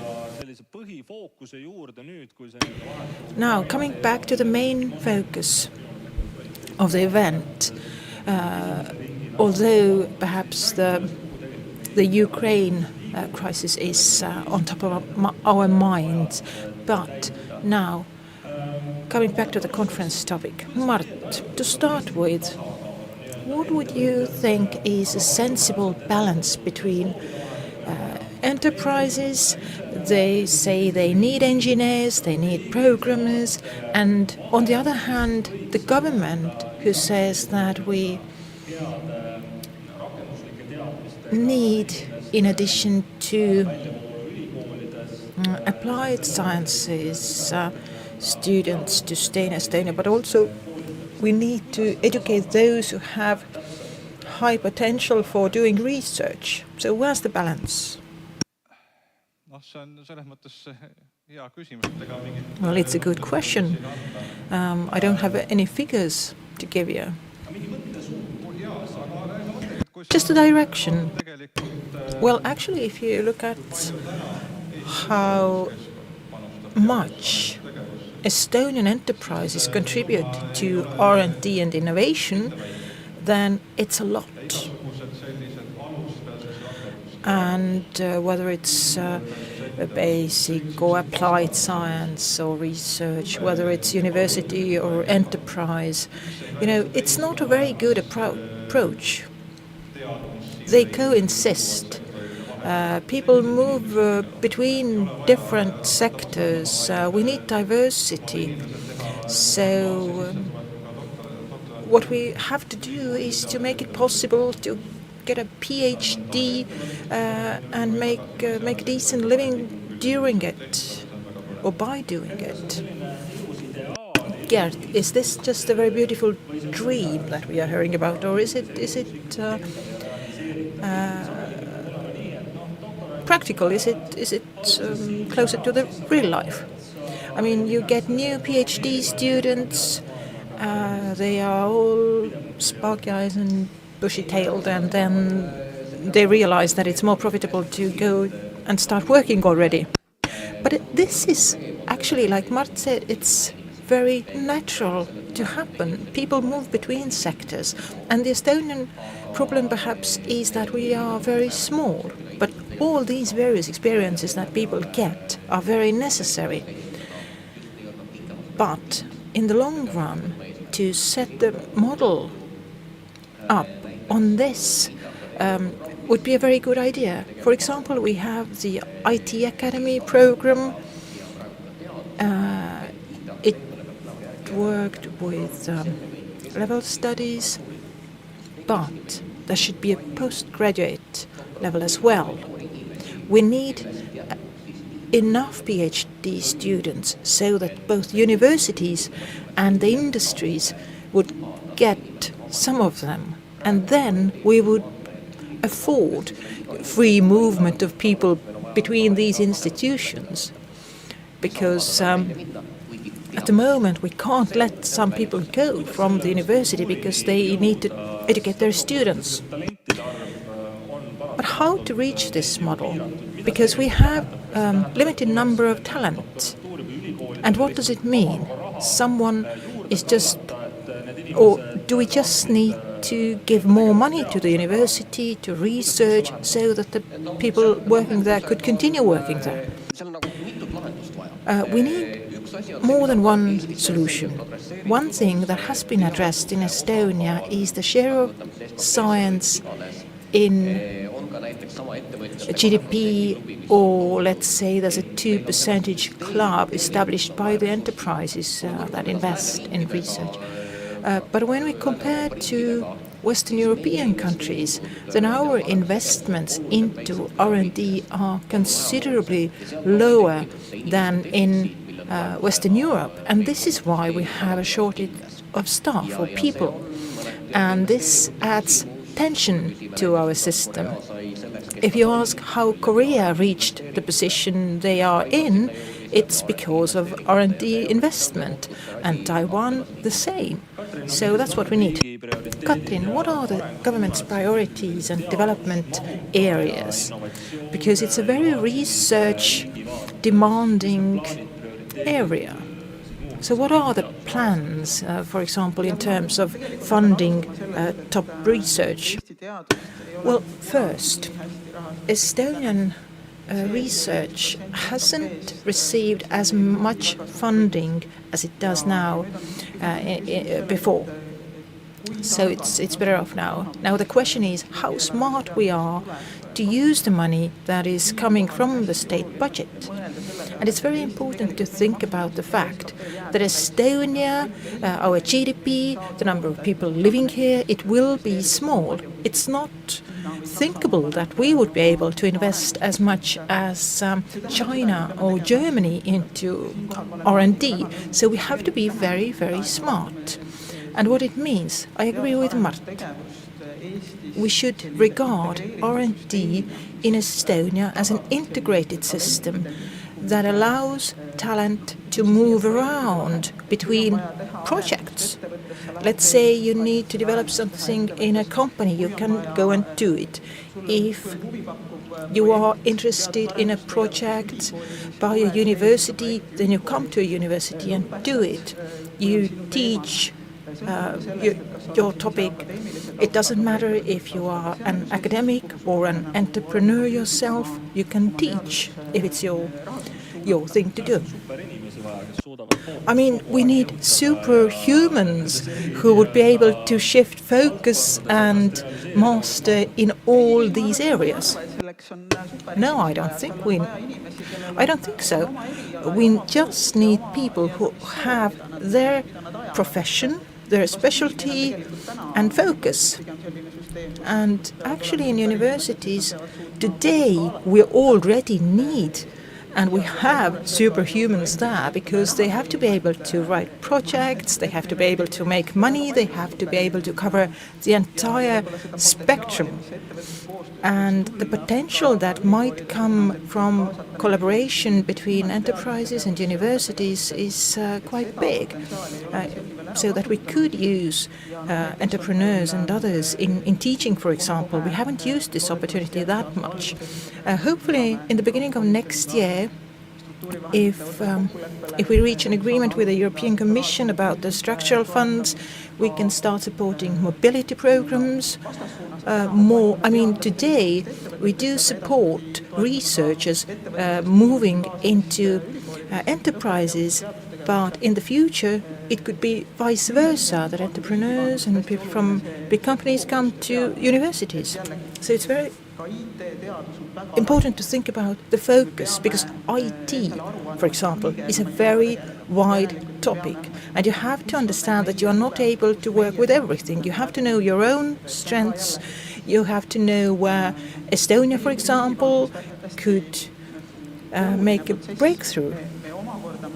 It's a very important process for the state as well. So not only thematically, but also in terms of solutions. What are the solutions that our society could use? What are the solutions that our enterprises could profit from? And again, it comes down to agreements. It's not that the government decides or the universities or the general public decides something. It has to be collaborative. So we have focus areas defined, and one of them is digital solutions in all areas of life. And this is where we have to make agreements about IT developments. Meelis, whether I read your body language correctly, you said that the AI sometimes makes mistakes, but the models that other speakers spoke about at the moment, the collaboration between enterprises and universities, be active in business, then come and teach at the university, can it be done? Does it seem to be reasonable and sustainable? There are super people, individuals like this, but very few. We can't build a system on people who we expect to be super. We have people who are very good at basic science, but if we force them to do everything else, then they cannot realize their potential in the basic science. The same is true in applied sciences. There are people who are very good in applied sciences, collaborate with enterprises, etc. We can't force them fight for funding, for example, under the rule of basic sciences. So it seems to be too complicated. We can't apply this model to the whole IT personnel because we don't have many specialists anyway. I'm not very clear what model we are speaking about, but I think that this one glove-fits-all system doesn't work. Any comment? Yes, I would like to argue.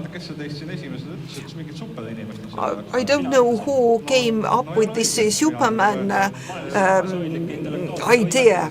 I wasn't the first. Because what you just described, what one person should do, it seems to be like a Superman can manage with it. I would like to warn you against this controversy. For example, applied science is not anything that you can take very easily, because it also solves very serious problems. Maybe the result is more tangible than in case of the basic sciences. But if people do both basic science and applied science, you have a broad understanding of the world. Yes, when we look at science policy, then we see that the paradigm has changed. There is no differentiation, strict differentiation between basic science and applied science. Today we speak about the mission. We speak about the mission, what are the results that we expect, why people deal with science. And this kind of overcomes the controversy between basic science and applied science. It is more a symbiosis, but the symbiosis can be also in the research group. Maybe the symbiosis is possible in a research group, but we can't expect everything from everybody. Yes, I think it is more the issue of career ladder and career perspective at universities. We have to find the right person for a certain task. We haven't been very successful at it. There is one aspect that hasn't been much spoken about in Estonia, but in other places it works well. We have a rather well-working model for basic sciences in funding. But how do we assess and fund applied science? Let's say scientists in applied science doesn't have so many articles printed, but maybe the contribution to the economy is much higher than the one who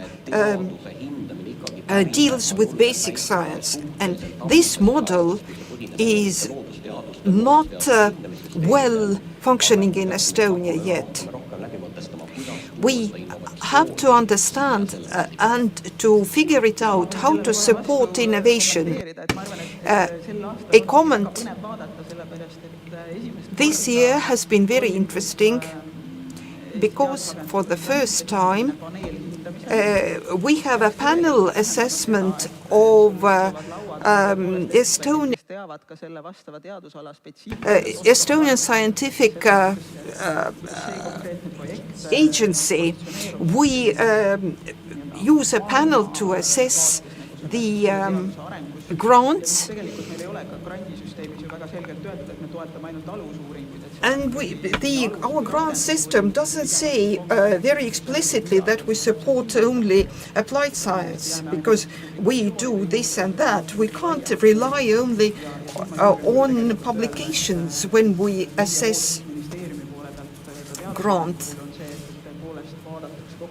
And we really expect the scientific agency to look more at the effect a grant is going to have, not only the experience.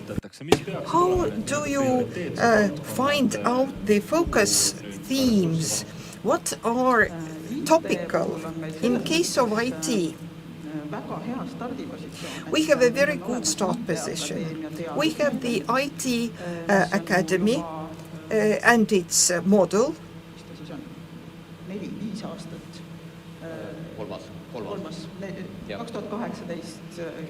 It all started in 2018. And this IT Academy has 6 priority fields. And this year we start an intermediate assessment. We want to see whether all the topics are still relevant. We are going to see whether this is what businesses expect from IT. In other fields, we have started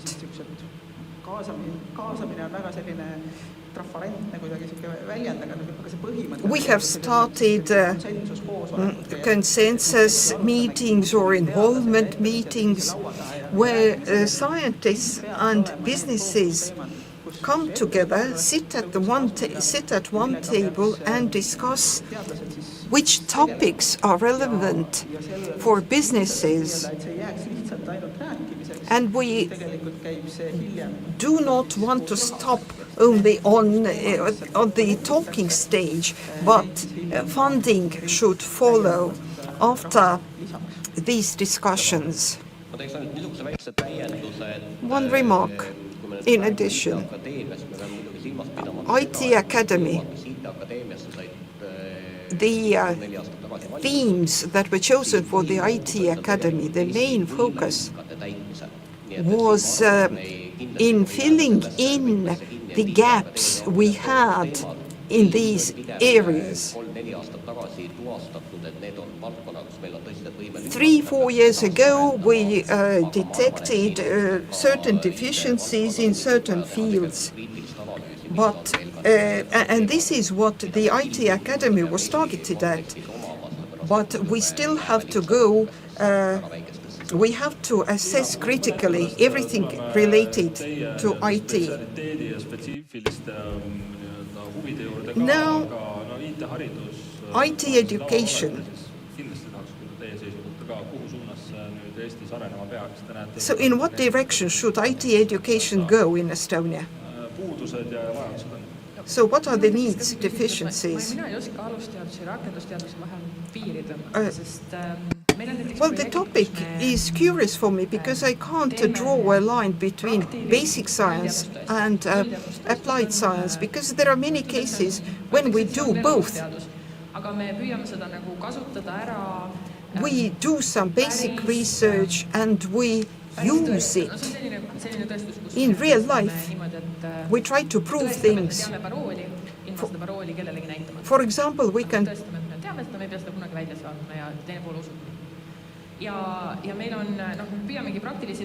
we are interested in practical solutions and use basic science in practical solution. There is a lot of competition. For example, in the case of proving your password without sending out any information. Therefore, I can't understand where is the borderline between basic science and applied science. Yeah, one thing is sure, we don't have enough people. When I started my doctorate, I worked in a company, then I went to another, and working in the other company, my task was programming. But now I can't do no programming at all because I have to write grant applications, do administration, etc.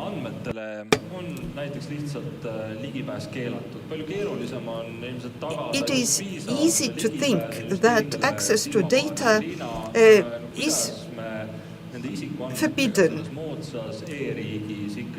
But we are not China. What about personal data in a contemporary world? Are the data secure, but still can data talk to each other? We were speaking about it in one of the presentations. Lennart Wijk said that there is a lot of regulation in the European Union forbidding things.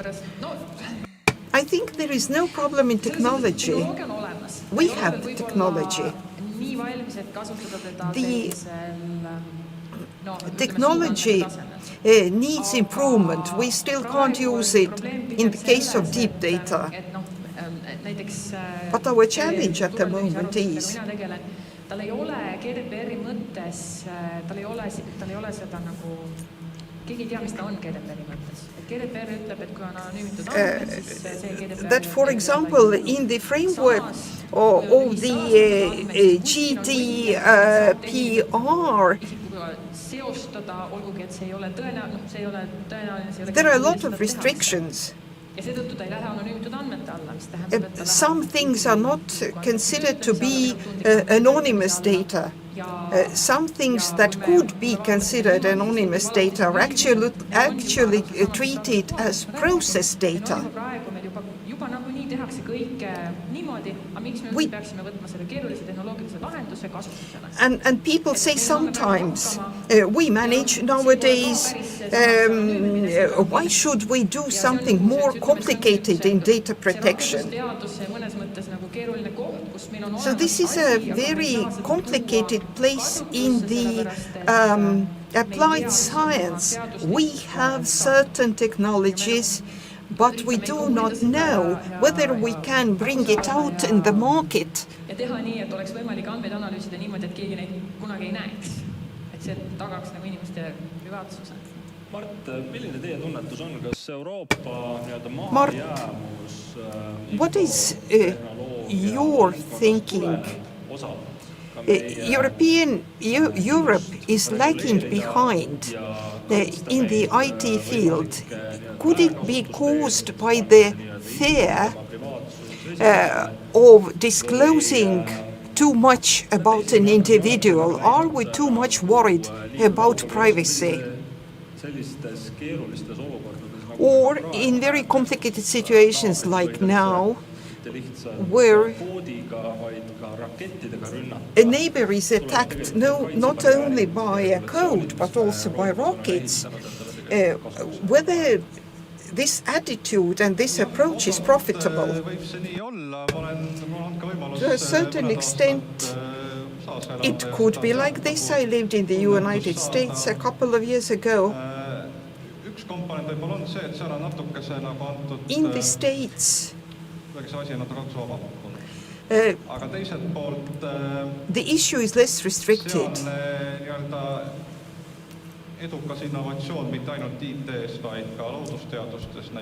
Successful innovation, not only in the field of IT, but also in ecology, in biology.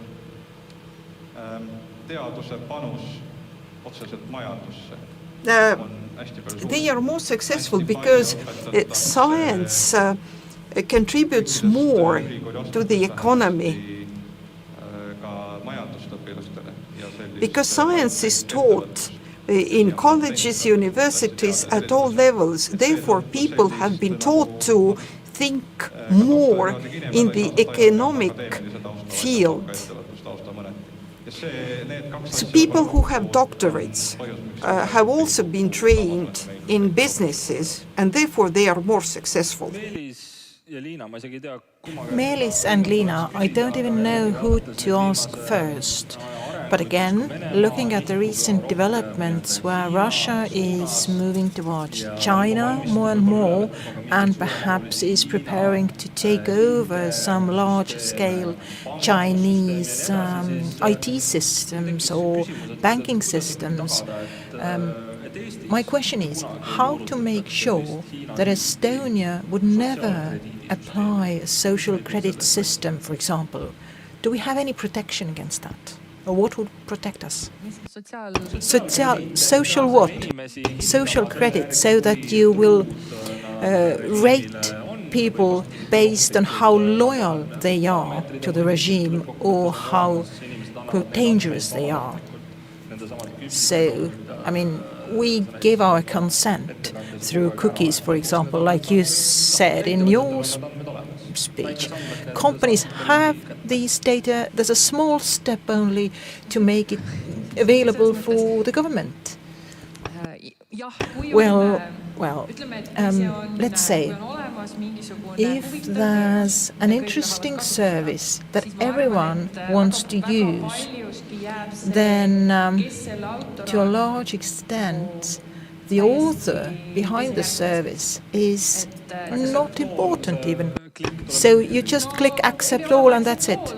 Not necessarily accept all, but if, well, it depends. It depends also on how much you post on the social media, how much content you upload, information about yourself, photos and everything. And in order meil siin Euroopas või ütleme Eestis turule, see peab olema ikkagi, inimesed peavad selle vastu võtma, inimesed peavad hakkama seda kasutama. To launch something on the market in Estonia, it needs that people would have to start using it. I mean, you need to get the users behind. You need people to start giving you the data. There's no point in hacking or stealing anything. The easiest way is to ask people. But we have been asked, and the data already exists. Google, Facebook, they have our data. So GDPR, privacy regulations and clauses and so on, does it really protect us against something similar happening in Europe one day? If we voluntarily give our data to Google, then Google, first and foremost, is a subject to the United States law. What about TikTok? Was it sold to the Americans as well? There was some disputes, I remember. I don't know that. But the data is already under Americans' control, and they are our allies. That's how we see them. But if Google was sold, let's say, to China, then the data goes to China as well. And I mean, it's a very nice idea to tell Google that now delete all my data, but I'm also convinced that Google has backup copies and backup copies of backup copies, etc., etc., in order to make sure that their service is reliable, their product is reliable. Now, based on the GDPR, if I ask to be forgotten, then I don't know whether the backup copy of the backup copy in an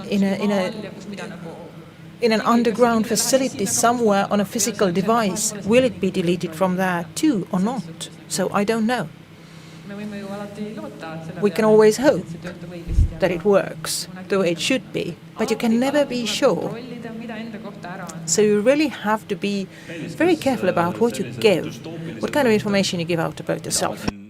So these kinds of dystopic ideas that I spread here and invite you to respond, does it seem like fiction, or should we, in this very quickly changing world, think about these things when we are wandering around in the virtual space? Well, you mentioned China and social credit. It's not fiction, it's happening. And the data that we have given out from Europe is out of our control, basically. So we have to be careful with these things, and without regulation, I can't imagine that we could be operating. We need regulation.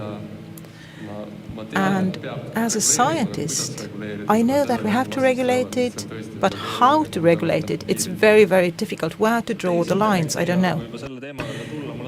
When we now reach the topic of AI, I believe things with AI are extraordinarily well or extraordinarily bad. So what are the main risks? And perhaps something is wrong already. One problem is autonomous munition and weapons, and that's where we can ask whether things have gone wrong already, especially in the light of knowing that apparently there are no rules in war, and if there is a race in if there's an arms race, then how can we not develop such arms if other countries are doing so.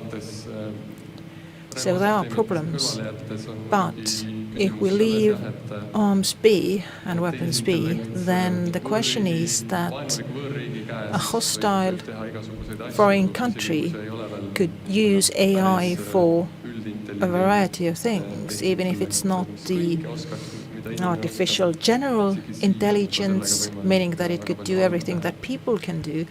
But even without it, AI can do a lot of harm. In the lobby here, we have a wonderful magazine. I read it, and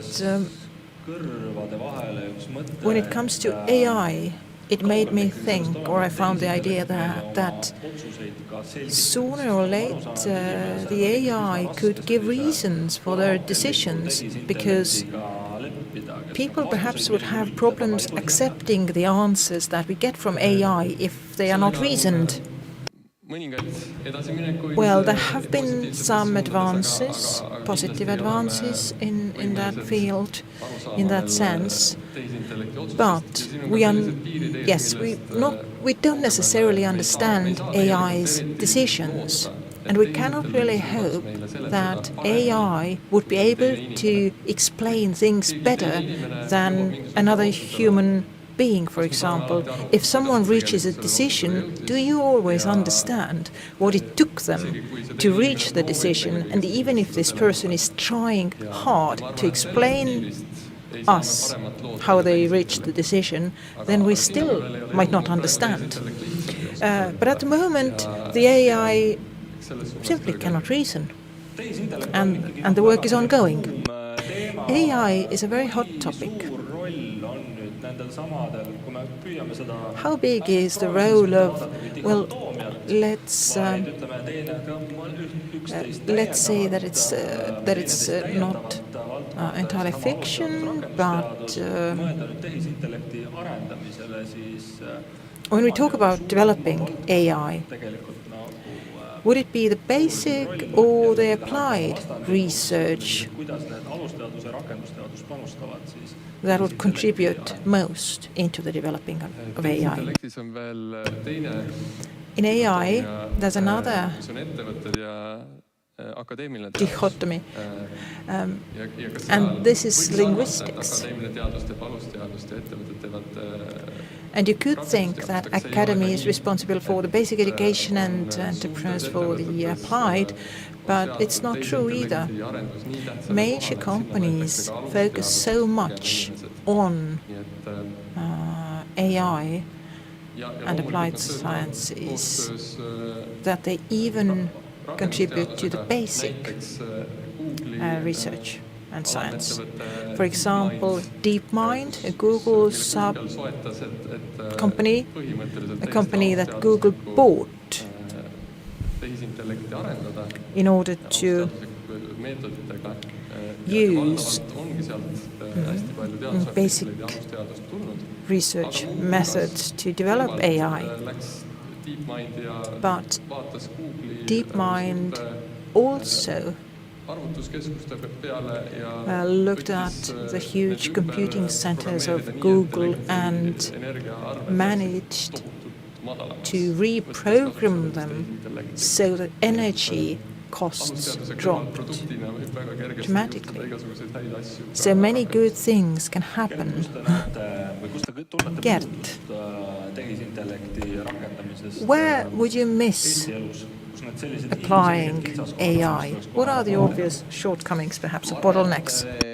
I think Estonia, we have a pretty good understanding about where to go with the AI, which direction to move. Now the question is, how can we move on? And what would the applications be? On the state level, there's a lot of room for development, for optimizing processes with the help of AI. But the question now is, how would the state get the capacity to build these services based on AI? So certainly, as a small country, and we have to keep the entire system running equally to Germany or the UK, it means that our overhead costs are much, much bigger. And the better we are at optimizing the way the state and the government runs, it would give us an edge, definitely. But AI runs into everything: transport planning, industrial processes, air quality, heating systems. Energy was already mentioned today. I mean, it's everywhere. We could benefit from AI in every area of activity. Tehisintellekti ja ütleme riigi Liina. kasutamisega on veel see probleem, et esiteks ütleme using artificial intelligence and technology in government, in governance, well, everything boils down to data. First, we need to have, let's say, a research project or a public procurement project.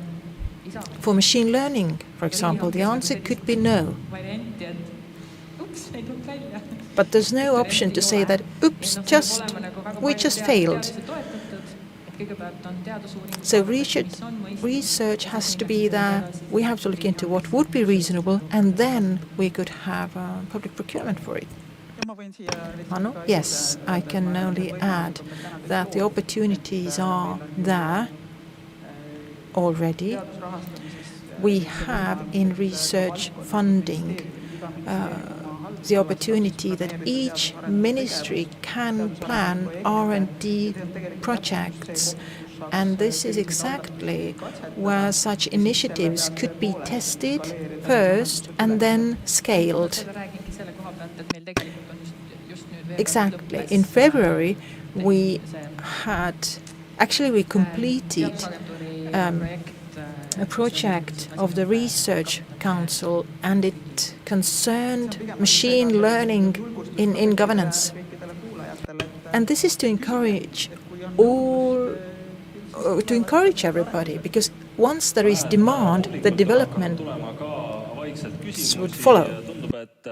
I can see the audience is sending in questions too.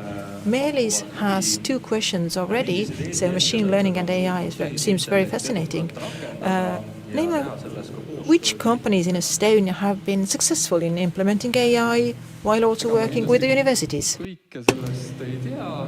I don't know everything, but as much as I know, quite many big companies, Bolt, for example, Wise, or TransferWise previously.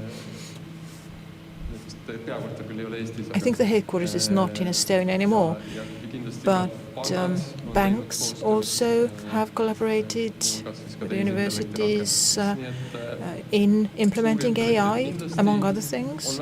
So big companies, but also small companies who mainly work with AI solutions.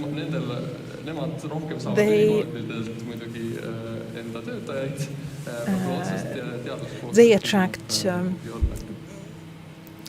people working for them from the universities. If machine learning, if a machine is able to... Now the question was, is one machine able to train another machine so that the other one would become better? If not, then when will this system be invented or developed? Well, in order to have a good AI, we need researchers at the moment. And now the question is, are we able to teach AI so that they reach the level of AI researchers? And actually, when we talk about this, we more or less talk about artificial general intelligence, which means that the AI would be able to correct itself. So it's called singularity. So the bottleneck called the human person is eliminated from the process, then it would speed up the entire process, and then on we simply don't know, and that's why it's called singularity. A huge risk, but we don't know if and when it would happen. Gert, private sector and researchers, do they do enough cooperation in Estonia? I believe that we have taken major leaps forward. We have had specific funding schemes to stimulate collaboration between private and public sector, but there is room for development still. And if we take AI or data in general and other fields that we have, then I think the discussion tends to return to applied versus basic research and science. And like Millal said, that very often people move between these systems. People from universities go to businesses and vice versa. And both sides or parties benefit. But talking about collaboration, well, there's a lot of room for improvement. It's not that I'm not satisfied with the collaboration as it is, but when we compare to the Scandinavian or Western European countries, then I can tell that, yes, we can develop even further. But it means that the university and the private sector would have to take steps. Both have to make an effort. It's not in the company's DNA to work with R&D, and for a long time now universities haven't been focused, or in their DNA there is no gene working on the entrepreneurship. Would you like to add something? Yes, I agree to Gert. So the development has been positive as compared to 5 years ago. It's just like night and day. We talked about it before with you.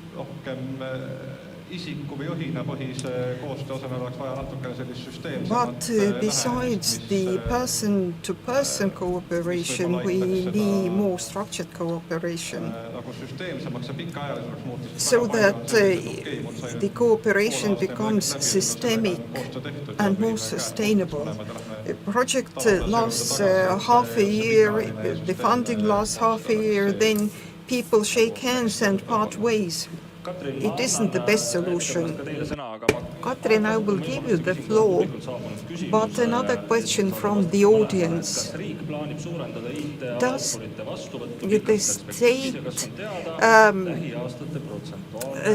the state plan to increase the number of students in IT field? I would like to come back to the previous topic.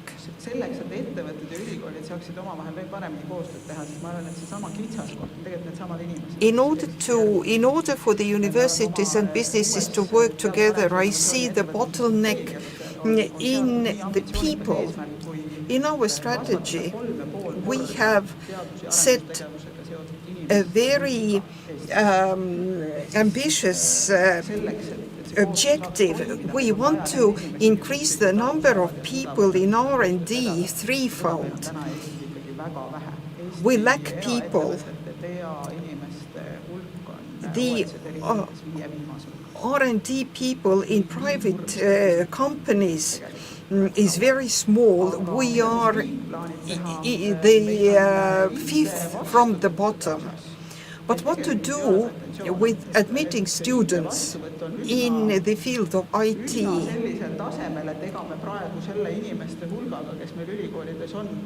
Considering the people who work at the universities, we can't increase the intake of students because there is nobody to teach them.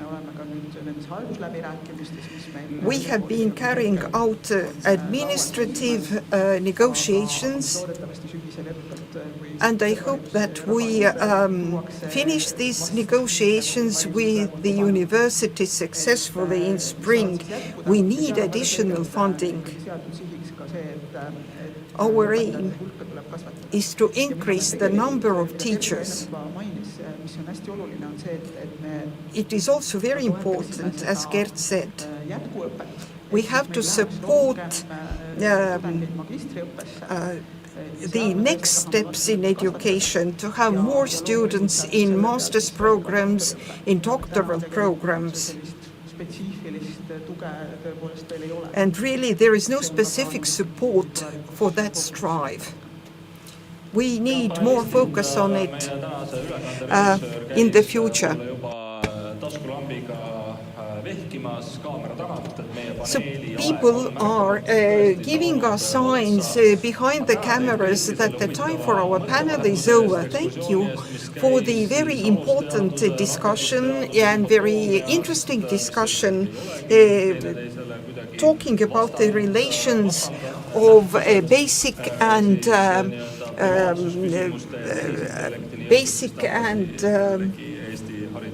applied sciences. We came to the conclusion that there is no controversy, they work hand in hand. And I would like to thank the people watching and listening.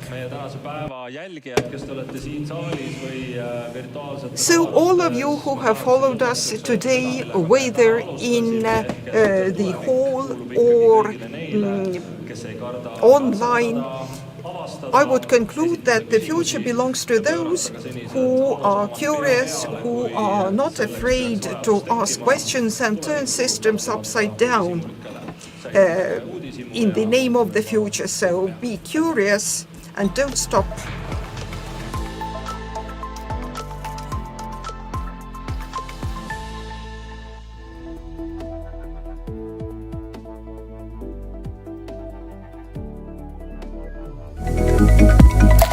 And now we will have the opportunity to exchange ideas right in the lobby and with the help of some wine.